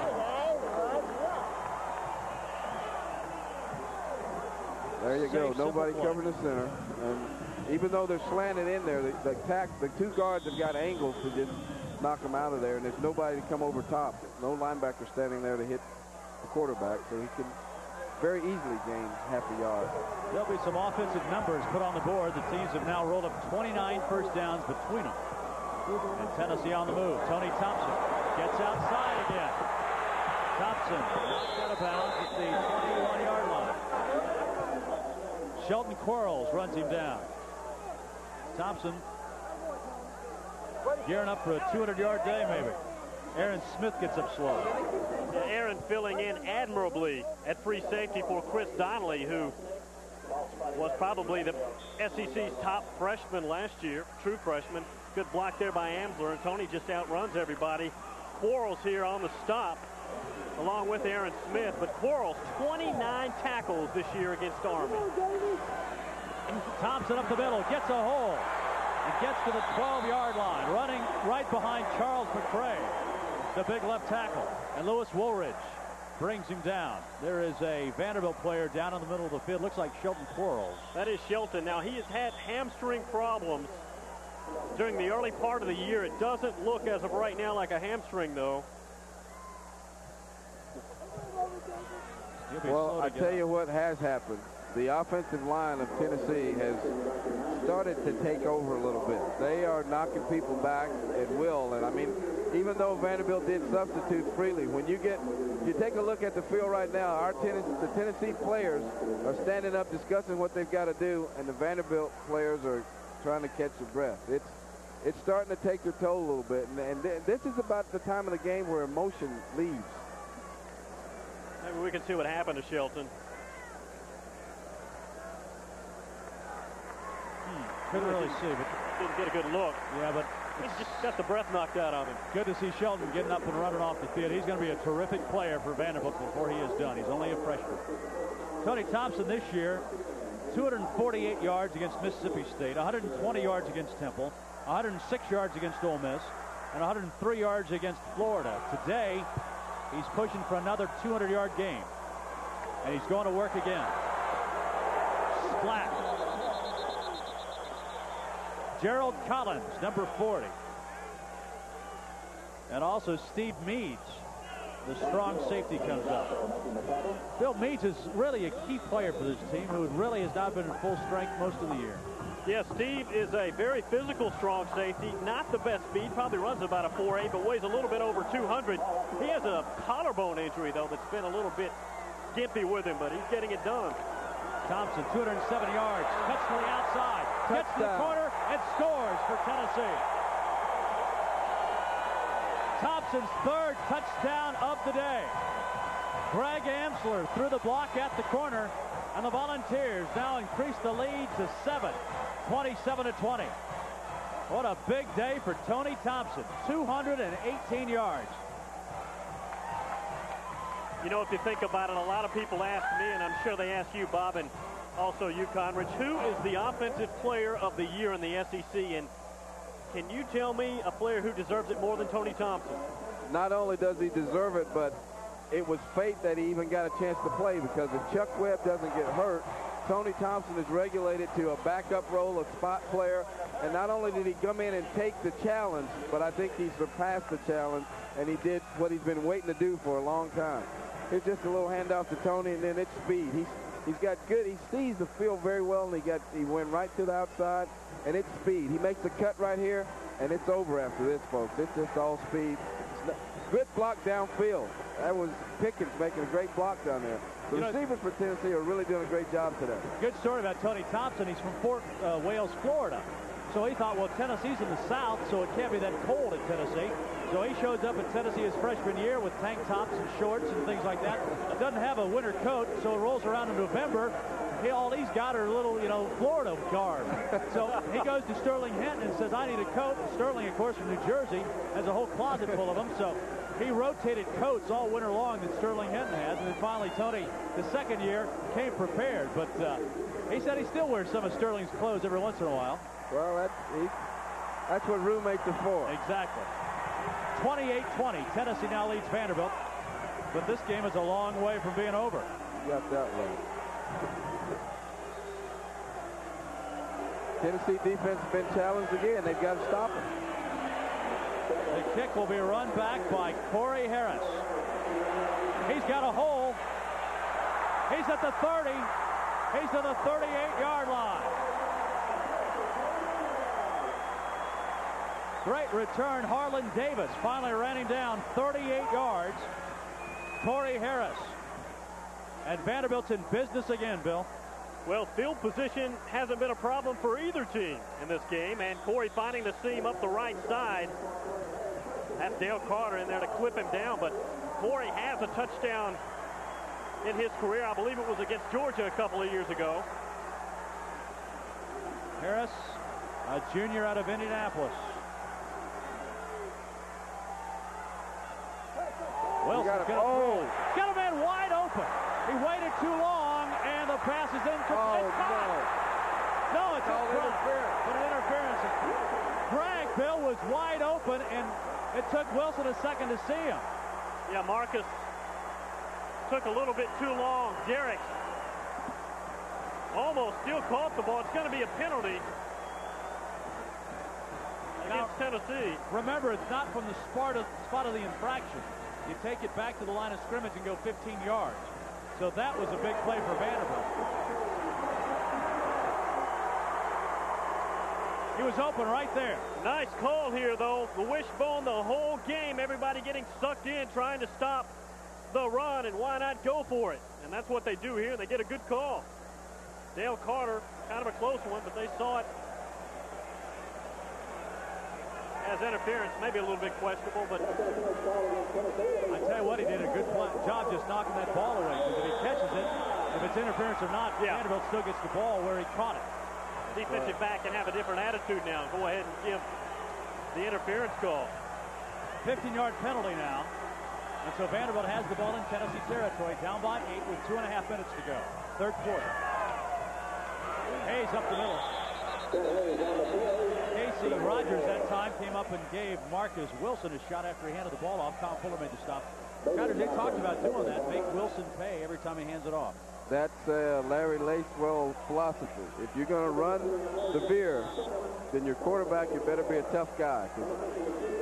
He's going to get a little shot in the face every time they get a free opportunity, as long as it's legal. They want you to hit him.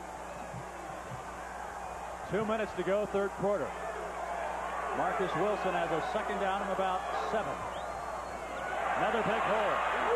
Good. Derek Payne got stood up by Dwayne Dotson.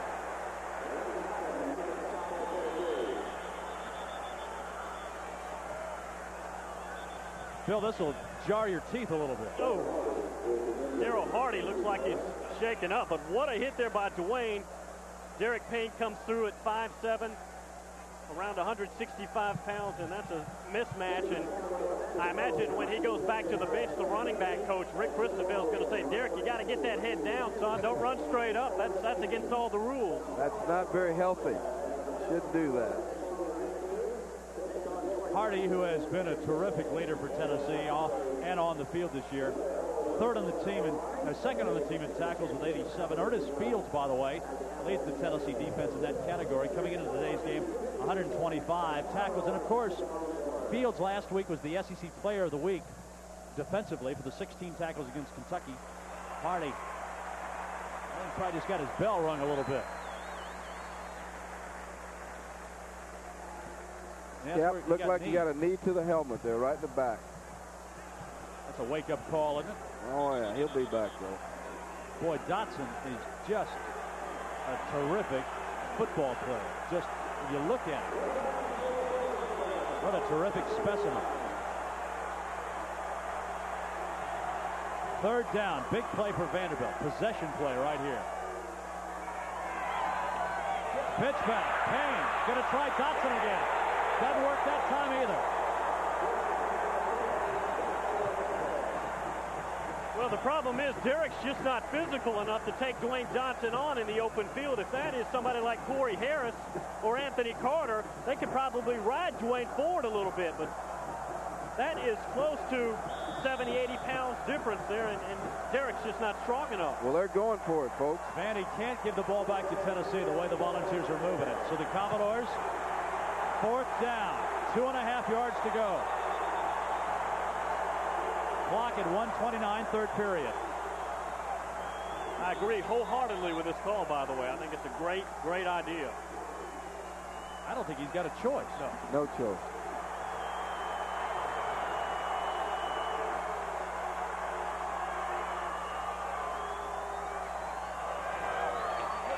Pitch, nothing. Jerry Lincoln stops Derek Payne. And Tennessee's defense answers the call, and the Volunteers take over.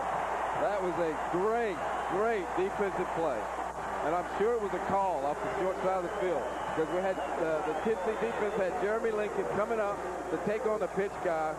And I mean, watch the quarterback get hit. Everybody had a man. They stuffed it up.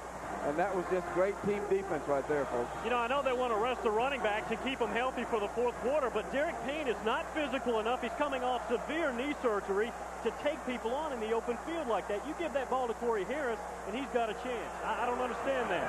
Kelly trying to break it open. Being chased down, is going to be dropped. Tom Vincent penetrates and drops it. That's his first sack. Well, after 3 days on defense, Big Tom at 6'6", 280 says, I think I want to stay here a while. Let's face it, Vanderbilt's defense, Founders, you've got to stop them right here.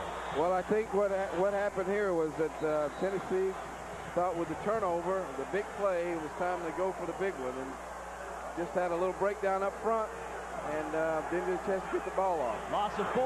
This time they hand it off to the bread and butter. Thompson still short of the original line of scrimmage. Stopped by Rod Keith. Well, Keith's been around the ball a lot today, too. From Hueytown, Alabama. 6'3", 232, a junior linebacker. Defensive end. Third down, 11. This big play right here. Let's see if Vanderbilt blitzes. You blitz here, Founders? I really don't think they will. If they do, they could be burned very badly. There's Thompson. What a great day he's had. 25 carries, 212 yards. Third down, 12. Got to get to midfield. And they run the draw. And well, Thompson pops out, cuts it back, and is going to be buried. Line of scrimmage. There are 6 black shirts around him. Robert Davis and Steve Meads leaving the charge. And Tennessee, as the third quarter comes to a close, will have to kick the ball to start the fourth period, and Vanderbilt still very much in this football game. We're at the end of 3 quarters now from Vanderbilt Stadium. Tennessee leads by 8. Tennessee 16 first downs in the game. Vanderbilt 15. Total yards. Tennessee has now passed the Commodores 283 to 281. Rushing yards, though, Vanderbilt 238, which is above their average, and Tennessee with 216. Bill, again, Vanderbilt key possession. And the defense did what it had to do, but Vandy's got to move the ball. Did exactly what they had to do. Now that they went for it on fourth down, didn't make it, but held on defense. It's still even. No big deal. Great kick by Chapman. High driving spiral. Payne back to his own 10. Another big hit. Lee Wood, number 17, somersaults Payne down. And Derek pops right back up. Big hit by Lee. I think that's a great decision now with the kick that was so good. I don't think Joey would have kicked that ball that far into the wind. 50-yard kick. 11 yards on the return. Vanderbilt takes over at the 22-yard line. Vanderbilt has started deep in their own territory all day long and have been able to move the football. Commodores back to the starting tailback. And Harris picks his way, and Ernest Fields stuffs him. A couple of yards on the play, and Harris is turned back. Clock, now we'll keep an eye on it for you. Just started the fourth quarter. 14:35. Vanderbilt a touchdown and a 2-point conversion away from tying this football game. Time of possession. Tennessee has seen Vanderbilt have the ball 30 minutes now. Over half the game, Vanderbilt's had the ball, and we've still got the whole fourth period to play. Fans open. Sevilla, first catch of the day, rolls down at the 35-yard line. First down, Roderick Lewis. Bill, why don't they throw to Civilian more?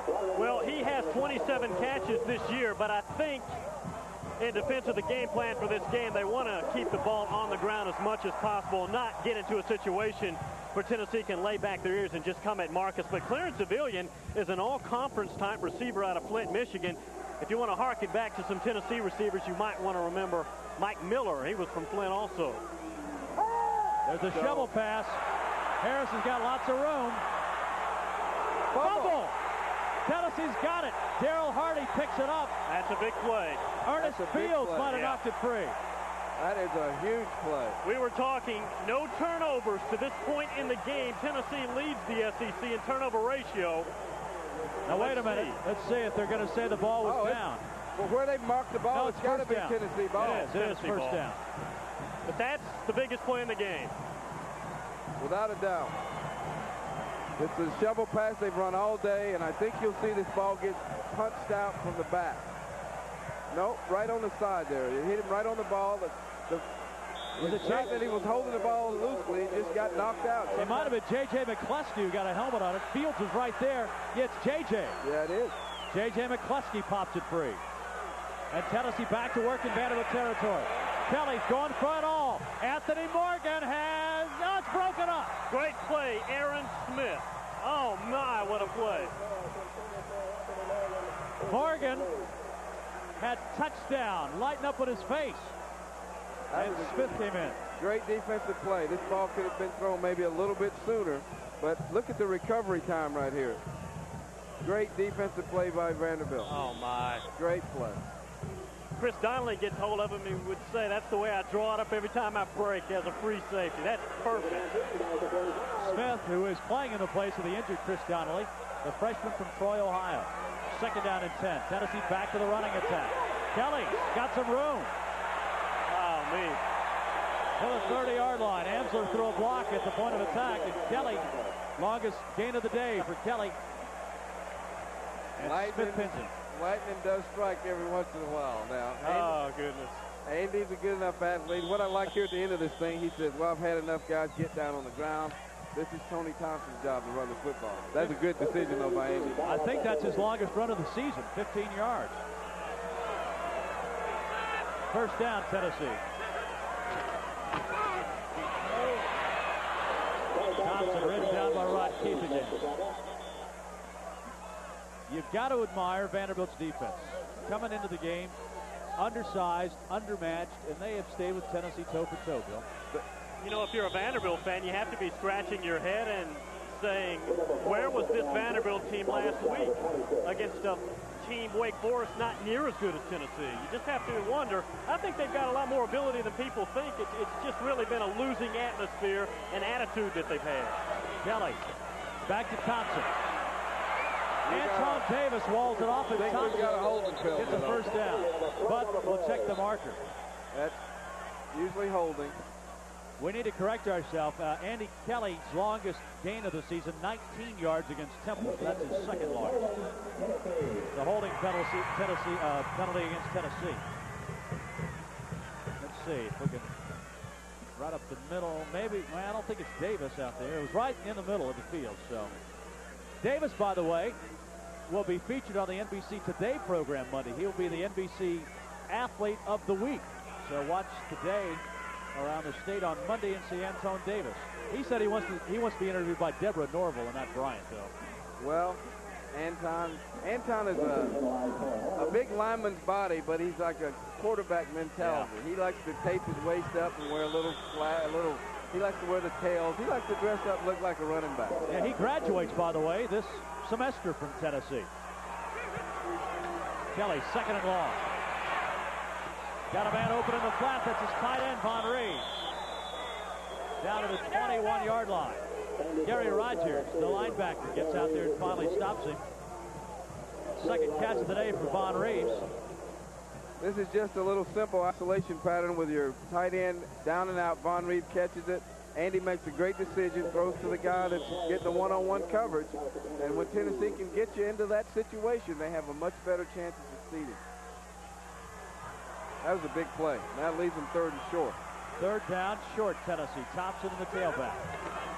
Gets the ball. gets the first down to the 19-yard line. Shelton Quarles makes the stop again. Bill, you just sort of feel Vanderbilt just running out of gas. Yeah, you can only do so much when you're physically outmanned, but that was a nice hit there after about 3 yards. Shelton Quarles right in the hole, flush up in the hole, meeting Thompson and taking him down. Clock runs, 11:32 to go. Tennessee trying to build on its 8-point lead. Thompson, another cutback. Not much there. Didn't get back to the line of scrimmage, lost a yard. David Neal, a freshman from Columbus, Ohio, comes in and makes the stop. David, a 6'4", 220-pound freshman from Columbus. Buckeyes let him get away out of Ohio State territory to come down and play at Vanderbilt. He's going to play a little defensive end in his future after this year. Play a little linebacker right now. They've got him playing as the left defensive end. Second down, 12. Kelly finds Pickens, and he's got a touchdown.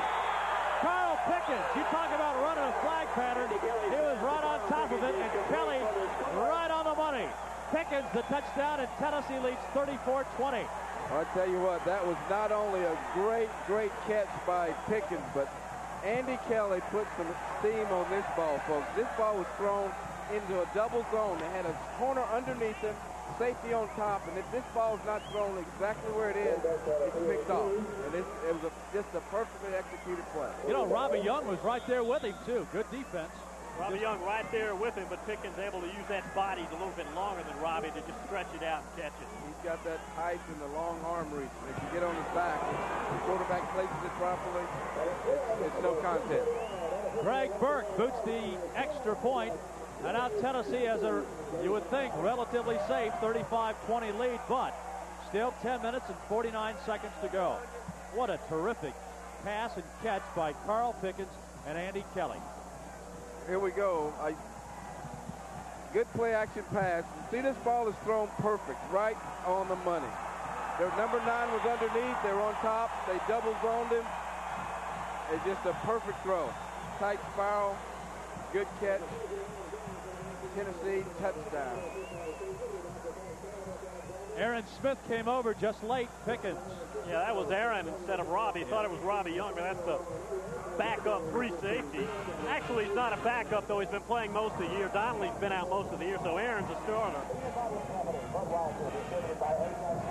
There's the scoring drive. 7 plays, 45 yards. And now Vanderbilt's offense is really behind the 8 ball. It's a ball control running offense that is now down by 2 touchdowns. Joey Chapman to kick it off for Tennessee. Carl Pickens, by the way, now with 53 catches, 5 away from the school single-season record. Kickoff is deep. Vanderbilt. Oh.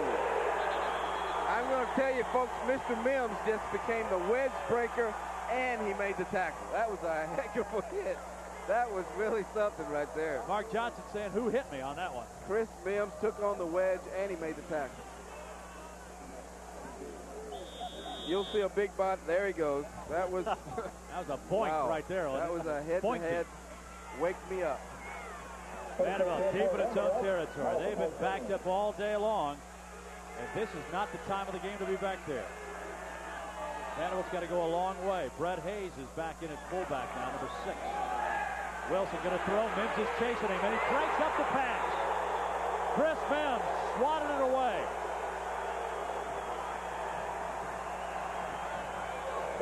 .6'6", Chris Mims from L.A. Big play, big play. Manny had set it up pretty well. It was very well set up. This could have been a big play for Vanderbilt, but Chris made the play and line up second down now. And this is the situation Vanderbilt didn't want to be in. They want to be able to rush the ball throughout the game and control the tempo. Now the tempo is out of their hands. They've got to be able to throw the ball. Tennessee can lay back their ears and come with Marcus Wilson.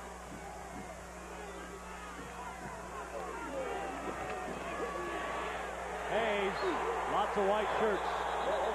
Shazon Bradley Darryl Hardy back in the game to make the stop on Brett Hayes. Let's go down to Steve Phillips now. Steve? Bob, if you can see momentum swing, you could see it in the faces of the Tennessee defense. The series before, they got the stop Vanderbilt on 4th down, came off the field, barely had time to finish their drinks, and had to go back on the field and look disgusted. Last time, then the offense put the ball in for a touchdown. You could see the relief in the defense's eyes. They've been on the field a long time. Right now, as you can tell, they're pretty fired up. Big play, though, for Vanderbilt. 3rd and 11. Vandy is 0 for 3 on 3rd down conversions. Wilson's got a man open, and Civilian can't catch it. Throw it behind him a little bit.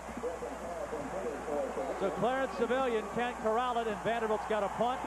And now the flood wall is breaking a little bit.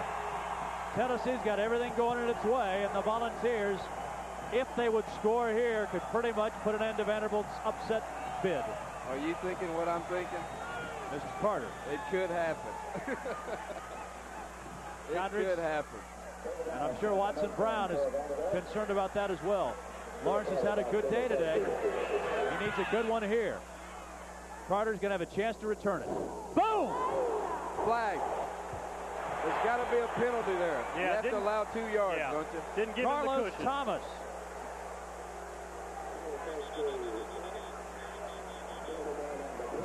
Tell you one thing, though, folks, you can't question Dale Carter's courage.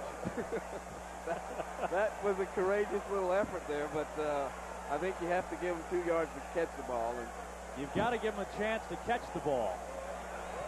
Andy Kelly's really showing his veteran leadership now. He's getting his team in the huddle, ready to go right away.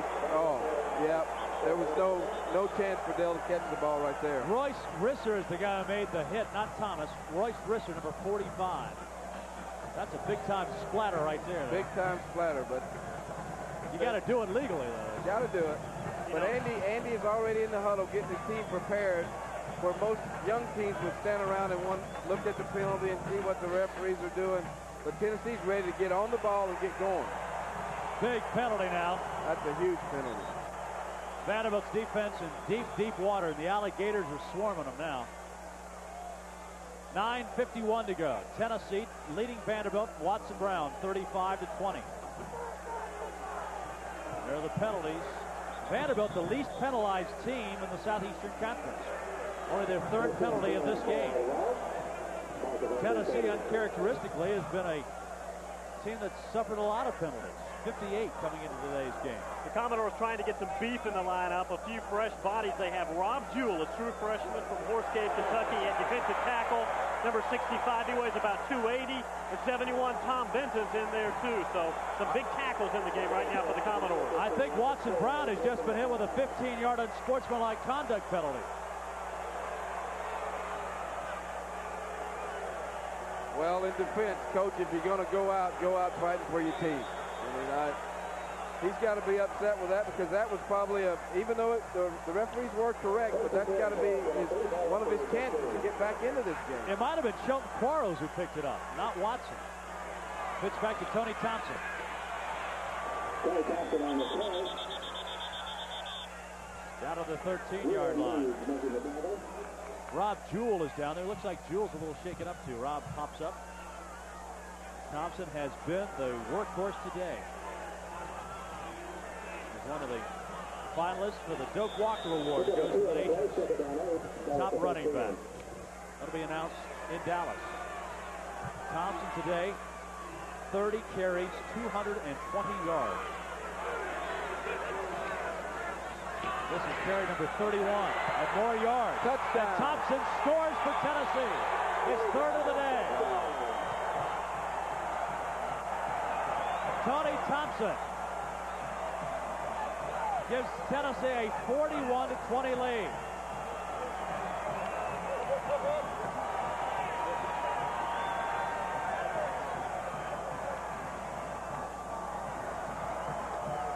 Well, you knew the dam was going to break. You just didn't know when, and it's happened.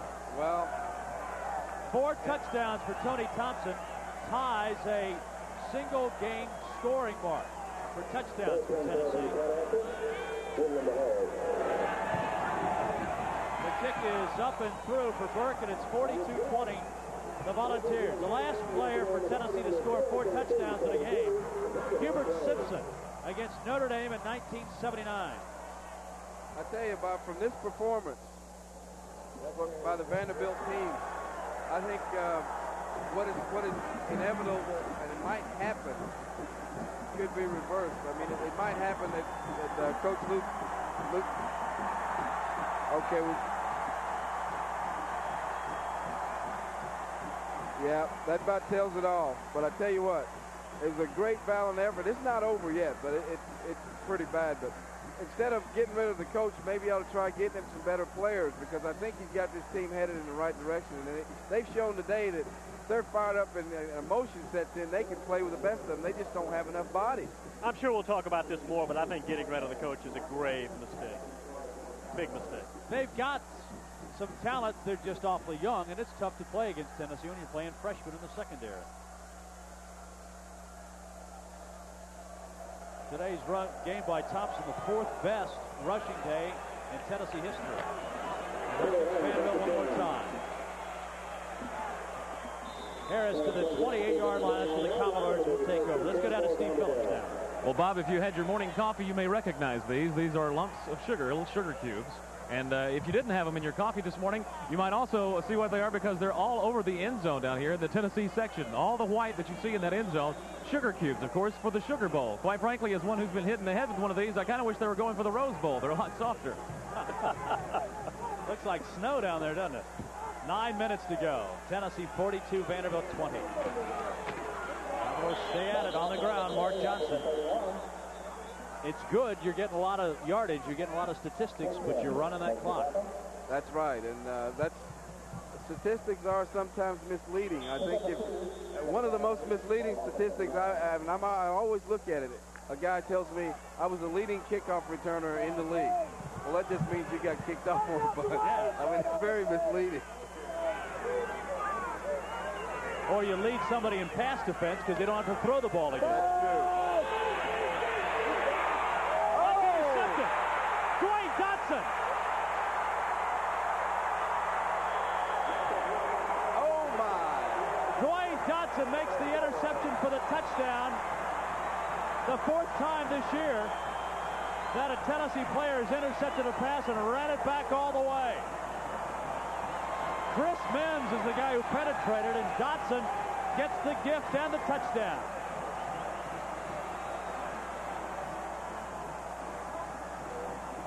Well, Hendersonville's about 20 minutes from here, guys, and that whole city has to be buzzing right now. Well, I tell you, this couldn't have happened to a better guy. Dwayne has been under a lot of scrutiny this year, and he had to step in for an injured Sean Walker, playing against the good, playing against the Spear offense, Wishbone. Boy, he's just had a great day. He's had a great day so far. And again, this is what Vanderbilt doesn't want. They don't want to have to throw it. Todd Kelly and Marcus Wilson's face. There's Kelly, not Mims, on the play, the force, and then Dwayne Dotson picks it off. He looks like a fullback right there. We talked earlier, Tommy West would love to have him at fullback next year, but I think he's found a home. Coach Bill Derrick, the coach at Hendersonville, saw that many times when he was a fullback, him running all alone for the end zone. Look at the day for Dotson. 13 tackles. I would say that there's a pretty good chance Dotson's got a leg up for Defensive Player of the Week. I would think he'd have a great shot at that. Yeah, that might even be an understatement. 13 tackles, 1 touchdown, and this game's not over. He's going to get a few more chances to make tackles. Simply because if the game does get out of hand and Coach Major starts substituting, I don't think Dotson's going to be one of the guys, because Sean Walker is the starter, so he'll get a lot of playing time. 8:21 to go. Tennessee 49, Vanderbilt 20.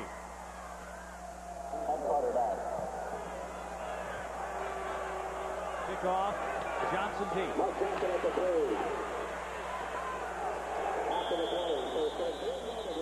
And he spun down. And there's a flag, a late flag going down. Fellas, you got to remember, 11:21 to go in the 3rd period. Vanderbilt led this game 17-14. Sure did. And now we've played, what, 7 minutes?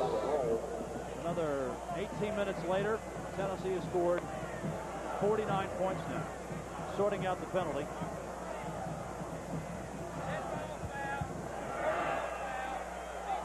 No. Tennessee. That's one thing you can't do. You can't be a great football team if you can't be disciplined. And just the same thing it takes to be a great loser, not a great loser, but accept losing, it takes it to be a great winner. You got to have a little class about you. I hope we don't get into a little pushing, shoving match here. That's not called for. Vanderbilt has seen Tennessee penalized 6 times for 52 yards. Wilson connects to his running back, Derek Payne, who works his way out to the 45-yard line. Tennessee's getting some young people in there now. Ryan Patterson is in. J.J. Surlis is also in there for Tennessee. You got Harlan at front. You know, Vanderbilt and Tennessee are somewhat similar on defense. Tennessee returns, I believe, well, now that Mark Moore's gone, 22 of their top 22 players. Yeah. Vanderbilt returns 21 of their top 22 on defense. Second and short, Commodores.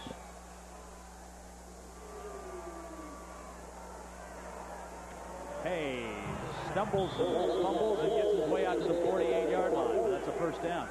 You know, Carlos Thomas has not returned or hasn't played much, and we're scanning the sidelines. I have not seen him. I see him right now, and he's just standing there on about the 35-yard line. Yeah, you're right. There he is. I think he's fine. There he is. He's got his thigh wrapped up a little bit. Yeah. First and 10 Vanderbilt in Tennessee territory again. Clock down to 7 minutes, though. Anthony Carter can't hold on. Would have been a short gain anyway, about 2 or 3 yards, and he was popped by Darryl Hardy. The way Carlos has got that thigh wrap usually indicates a hamstring injury. Yep. Which wouldn't take much to keep you out, and it's cold, cool, and I'm sure Coach Brown will just put another body in. Especially for a guy that's built like that. He's about 5'9.5", 220, and he's got those big thighs. And when you're that muscular, Conrad, it's very easy to pull those muscles. They don't heal back quick, do they? No. Thomas, 16 carries, 76 yards. Shovel pass this time. Anthony Carter to the Tennessee 40-yard line. Tennessee touchdowns since halftime. Tony Thompson, Kelly to Carl Pickens, Tony Thompson, then Dwayne Dotson on the interception. Anthony Carter, somewhat of an enigma, kind of like Al Baker in his first couple of years at Kentucky. Anthony Carter weighs about 210, is 6 feet tall, runs a sub 4.5 40, but for some reason hasn't been able to put it together on the field. And when he does, he's going to be a very good player. Measurement for the first down, and it's going to be short for Vanderbilt. Alabama and Auburn playing right now, of course. Tennessee will have an eye on that game. If Alabama wins, that means Tennessee will win the Southeastern Conference Championship by itself. And Alabama, we're told, leads 10-0. If Auburn wins, apparently Tennessee and Auburn would tie for the championship. Auburn trying to win its 4th straight SEC crown. Tennessee trying to win its 2nd straight crown. There's Ernest Fields. He's had a big day as well. Tennessee's leading tackler, and he's got 12 today. He's been outshone by Dwayne Dotson. Oh, whoa! Good morning, Mr. Hayes. Right in his face was Chuck Smith. Makes a stop. This is a little different scheme on how to stop it. They take turns on who's going to take the first guy, and this time it was the defensive end's responsibility to take the dive. And that's a good gamble when it's short yardage like that. But Watson Brown watching the clock wind down. 6 minutes as Commodores trying to maybe make a miraculous comeback. Wilson wants to throw it, dumps it out, incomplete. Was in a bad situation. Tennessee had to play well defensed, and Anthony Carter was the only outlet, and the pass was too hot to handle. Tennessee fans starting to celebrate with a wave, and I'm sure many of the volunteer fans here have already made their Sugar Bowl reservations.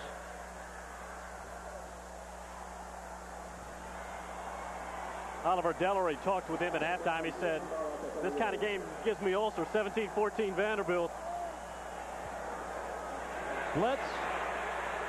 Wilson dragged down. K.C. Rogers. For Rogers, that's his first sack of the year. His 5th tackle. and his third for minus yardage of the year. Casey's another guy who he was involved in the suspensions in mid-season and has had to fight back through that and has come back to earn his starting spot and is going out this final game of the season on a very high note. I tell you, Casey's a very fine young man, too. I played against his uncle up in Canada. He played for Hamilton. And from a football family. Wilson over the middle. Ball deflected by guess who? Dwayne Dotson. It was intended for Clarence Civilian, but Dotson broke up another pass. You know, the knock on Dwayne early in the season, he's good, he's physical, he's fast, but he doesn't understand how to play middle linebacker. I think if he hadn't figured it out before, he's figured it out today. He's played really well. It took him about a quarter today to figure out where they're all coming from, but as soon as he figured it out, he has turned in a big-time performance. Figure it out and have a career day. That's right. Vandy's got to punt it. Kick is angling where David Lawrence bangs it down deep, and it's going to skip into the end zone just barely. Oh, wow. I think it hit a sugar cube and took a right turn. Could have. Tennessee takes over. Let's see who the quarterback is for Tennessee. And it's going to be Steve Matthews from Tullahoma. Corey Fleming is now into the game. Tracy Smith in at tailback. So Bernard Daphne is also in there now at the offensive tackle position. So there's Matthews, 6'4", 194 freshman from Tullahoma. Kind of a middle Tennessee area, Tullahoma. Corey Fleming, Stratford High School, right here in Nashville. I call him Boomer. He looks just like him. Left-handed. Tracy Smith. He gets run down from behind. Joel Walker makes the play. Kenneth Campbell in at fullback. 57 is Mike Stoll, so a lot of new faces in there for Tennessee. Corey Fleming is also a guy from this area. Tell you about Corey Fleming, you might see him with Wade Houston for long. Yeah, he wants to play. He wants to play basketball. He wanted to play last year. And I tell you, I've seen him play. He can deal, can he? Tracy Smith gets to the outside, gets around Meads, and then is knocked down by Robert Davis. Let's go back down to the field now, and Steve Phillips. Well, Bob, we were talking about the joy on the Tennessee bench. J.J. McCleskey out on the field a moment ago yelling across the Vanderbilt players, we're going to the Sugar Bowl. Of course, it's a different story on the other side. Some really long faces, not much being said.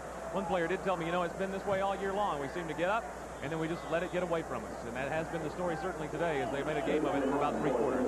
Not convincing. I think you're right, Steve. The fact Vanderbilt plays as hard as it can for as long as it can, and then finally physical size and stamina takes its toll. And depth. Tracy Smith fumbled, but he was down. Rolled down by Aaron Smith. Clock now a factor. Tennessee leads 49-20. 3:53 to go. Tennessee would love just to wind this clock down and head back to Knoxville with an SEC championship tucked in the storage compartment on the bus. There you go. And hopefully we can get some help from some of my boys down there in Alabama. Some of your boys. I would love that. It was nothing I'd like better for them two to fight it out, and one of them beat the other one, and Tennessee wins the championship. That would be wonderful. Oops. Kenneth Campbell got a little anxious there. First down, Tennessee. That'll move them back 5 more yards. Tennessee 49, Vanderbilt 20.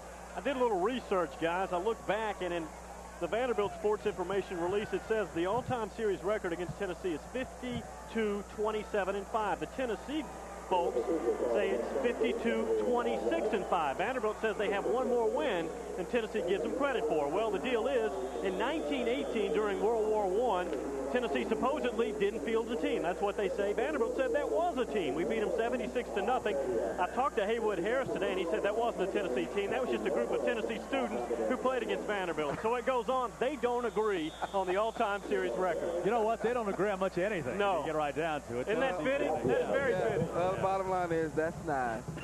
76-0, and Vanderbilt said that was a game. That counts. Robert Jewell, another one of the freshmen for the Commodores. You look at the freshmen on this team: John DeWitt, Rob Jewell, David Neal, Gerald Collins, Shelton Quarles, Robert Davis, all freshmen. Rico Francis, Aaron Smith. Every one of them. Yeah, there's a nucleus for a pretty good defensive team. Whoever gets this team is going to have a decent outfit to work with. Oops. And there's another one. Tennessee jumps. Patrick Lenore. guess we might as well kick it around a little bit. The newspaper this morning, Bob and Comrade, said that one of the candidates could be Larry Marmie. Now, we all know that he was the defensive coordinator at Tennessee for a couple of years, went out to Arizona State as an assistant, took over after John Cooper left. Apparently, he's not happy out there, would like to get out, and he knows Paul Houlihan because they were at North Carolina together when Marmie was under Dick Crum, so I don't know. It was in the newspaper. I thought we might as well mention it. But yeah, of course, there'll be a lot of speculation. Sure. And Watson, I think that the interesting thing about the Watson-Brown situation is many detractors. They don't have a tackle in the game, folks. You got to have 11. You got to have 11 most Steve, of the time. you might be a young quarterback, but that was a heck of a time out there because you're going to get killed. There was no left tackle. The University of Tennessee Volunteers back in action in basketball tomorrow.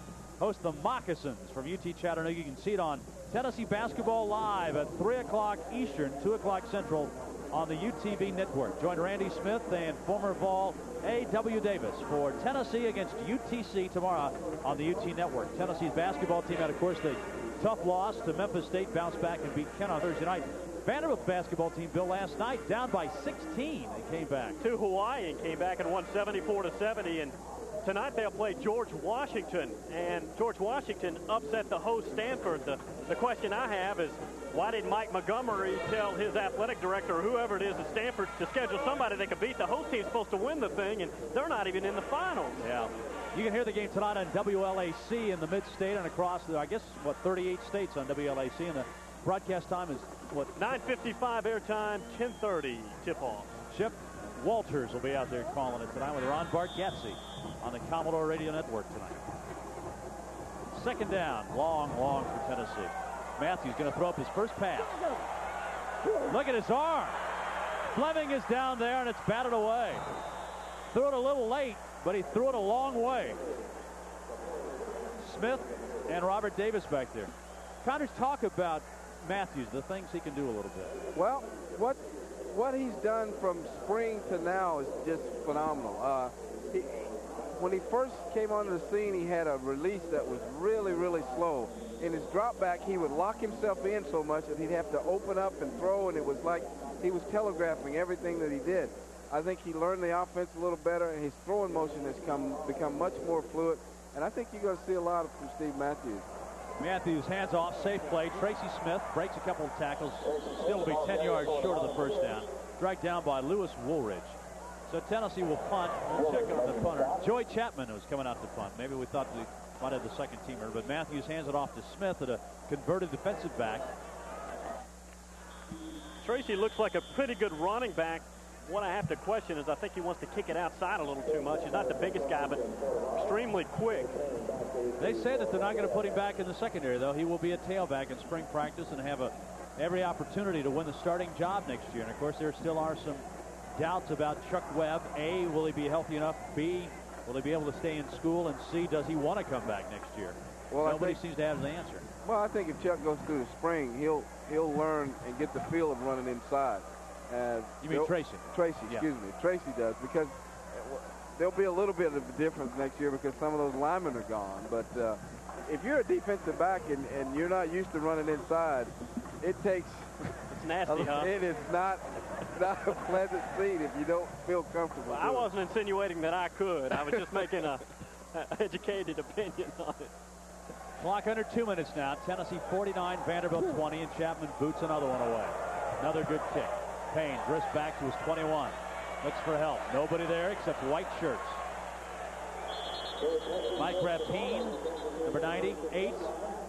Martin is 52. Lee Wood down there along with guess who else? J.J. McCluskey. 48 yards. 1 minute, 34 seconds left to go in Vanderbilt's season and perhaps the coaching career here in Nashville for Watson Brown. Tennessee has another video on UTV Home Videos. Back on Bourbon Street. Highlights of the 1990 season. To order it, call 1-800-729-7043 or write UTV Home Video, P.O. Box 111125, Knoxville. Pass outside, dropped by Derek Payne. 1:29 to go. Bill, let's face it, when you're Vanderbilt, their starting quarterback or their passing quarterback, Mike Healy, is out Wilson is just not an accomplished passer, and it's hard to come back. Marcus has a pretty good arm, but the thing about it, Conrad, and you can comment on this better than I can, but it takes him a little while to wind that thing up. His release is a little slow. He's got a wind up. You could see that on one of the earlier passes. If he gets that ball off early, he had got wide open. But I think that comes with not being confident in what you see, and therefore you don't want to make a mistake, and you can't play scared at quarterback. You got to let it rip. There's that inside little shovel pass to Anthony Carter, breaks a couple tackles, gets out to the 38-yard line. David Bennett, 26, another new name in there. Lance Nelson is number 90, the linebacker, and Ryan Patterson make the stop for Tennessee. Bob, you ever wonder who those odds makers talk to before games? I don't know. Last week, Tennessee was 27 over Kentucky, and today, what did it finally get up to, 29, Bill? I think it was about 28, and they're right on here. Yeah. Wilson zings it over the middle. Civilian with a nice catch. Preston Warren, the senior from Knoxville Catholic, knocks him down. But Clarence Civilian makes the catch. He's got a sister, by the way, that plays on the Stanford women's basketball team. So she was in Knoxville last Sunday. Civilian, tough catch.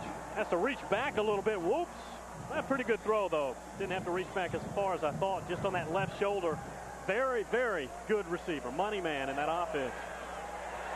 Can't get this one off. Ryan Patterson makes the sack for Tennessee. Patterson. And number 55. Blocked extra point against Ole Miss. Right. It's the first time I've heard his name much this year. They dumped Coach Majors. They dumped the water jug on him. Well, in my opinion, I don't think he'll mind that. Wilson. Oh! Intercepted, dropped. Eric Riffer. Had it. My accounting buddy. I can't believe you dropped that one, Eric. I had a chance to go and tell all good things about you. Yeah, that was almost like the Dwayne Dotson. He had nobody in front of him. We got...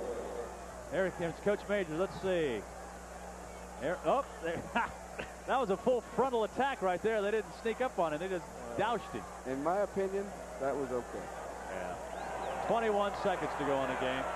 Wilson going to throw to the end zone. Just airs it out, and it's going to be picked off. Intercepted David Bennett. Bennett slipped on a sugar cube and went down. That'll do it. David Bennett with the interception. His first of the year.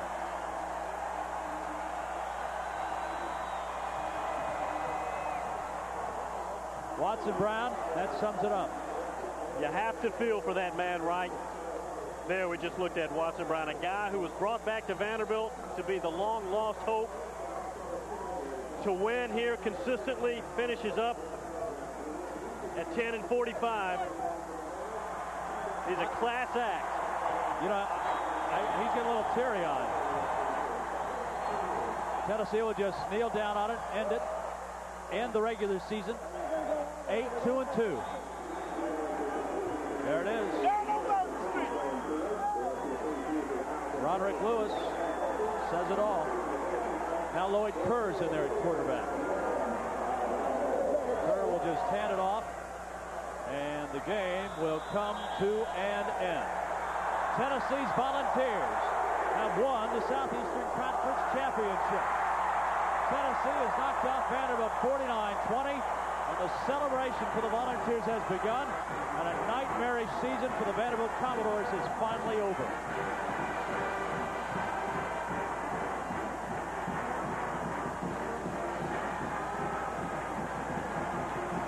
I think that's a great little gesture by the offensive receivers down there, going to see the fans at the far end, giving them a little high five, showing their appreciation. I think they learned something from the Notre Dame bunch. They acknowledge their fans all the time, and I think it's great. You should on the road.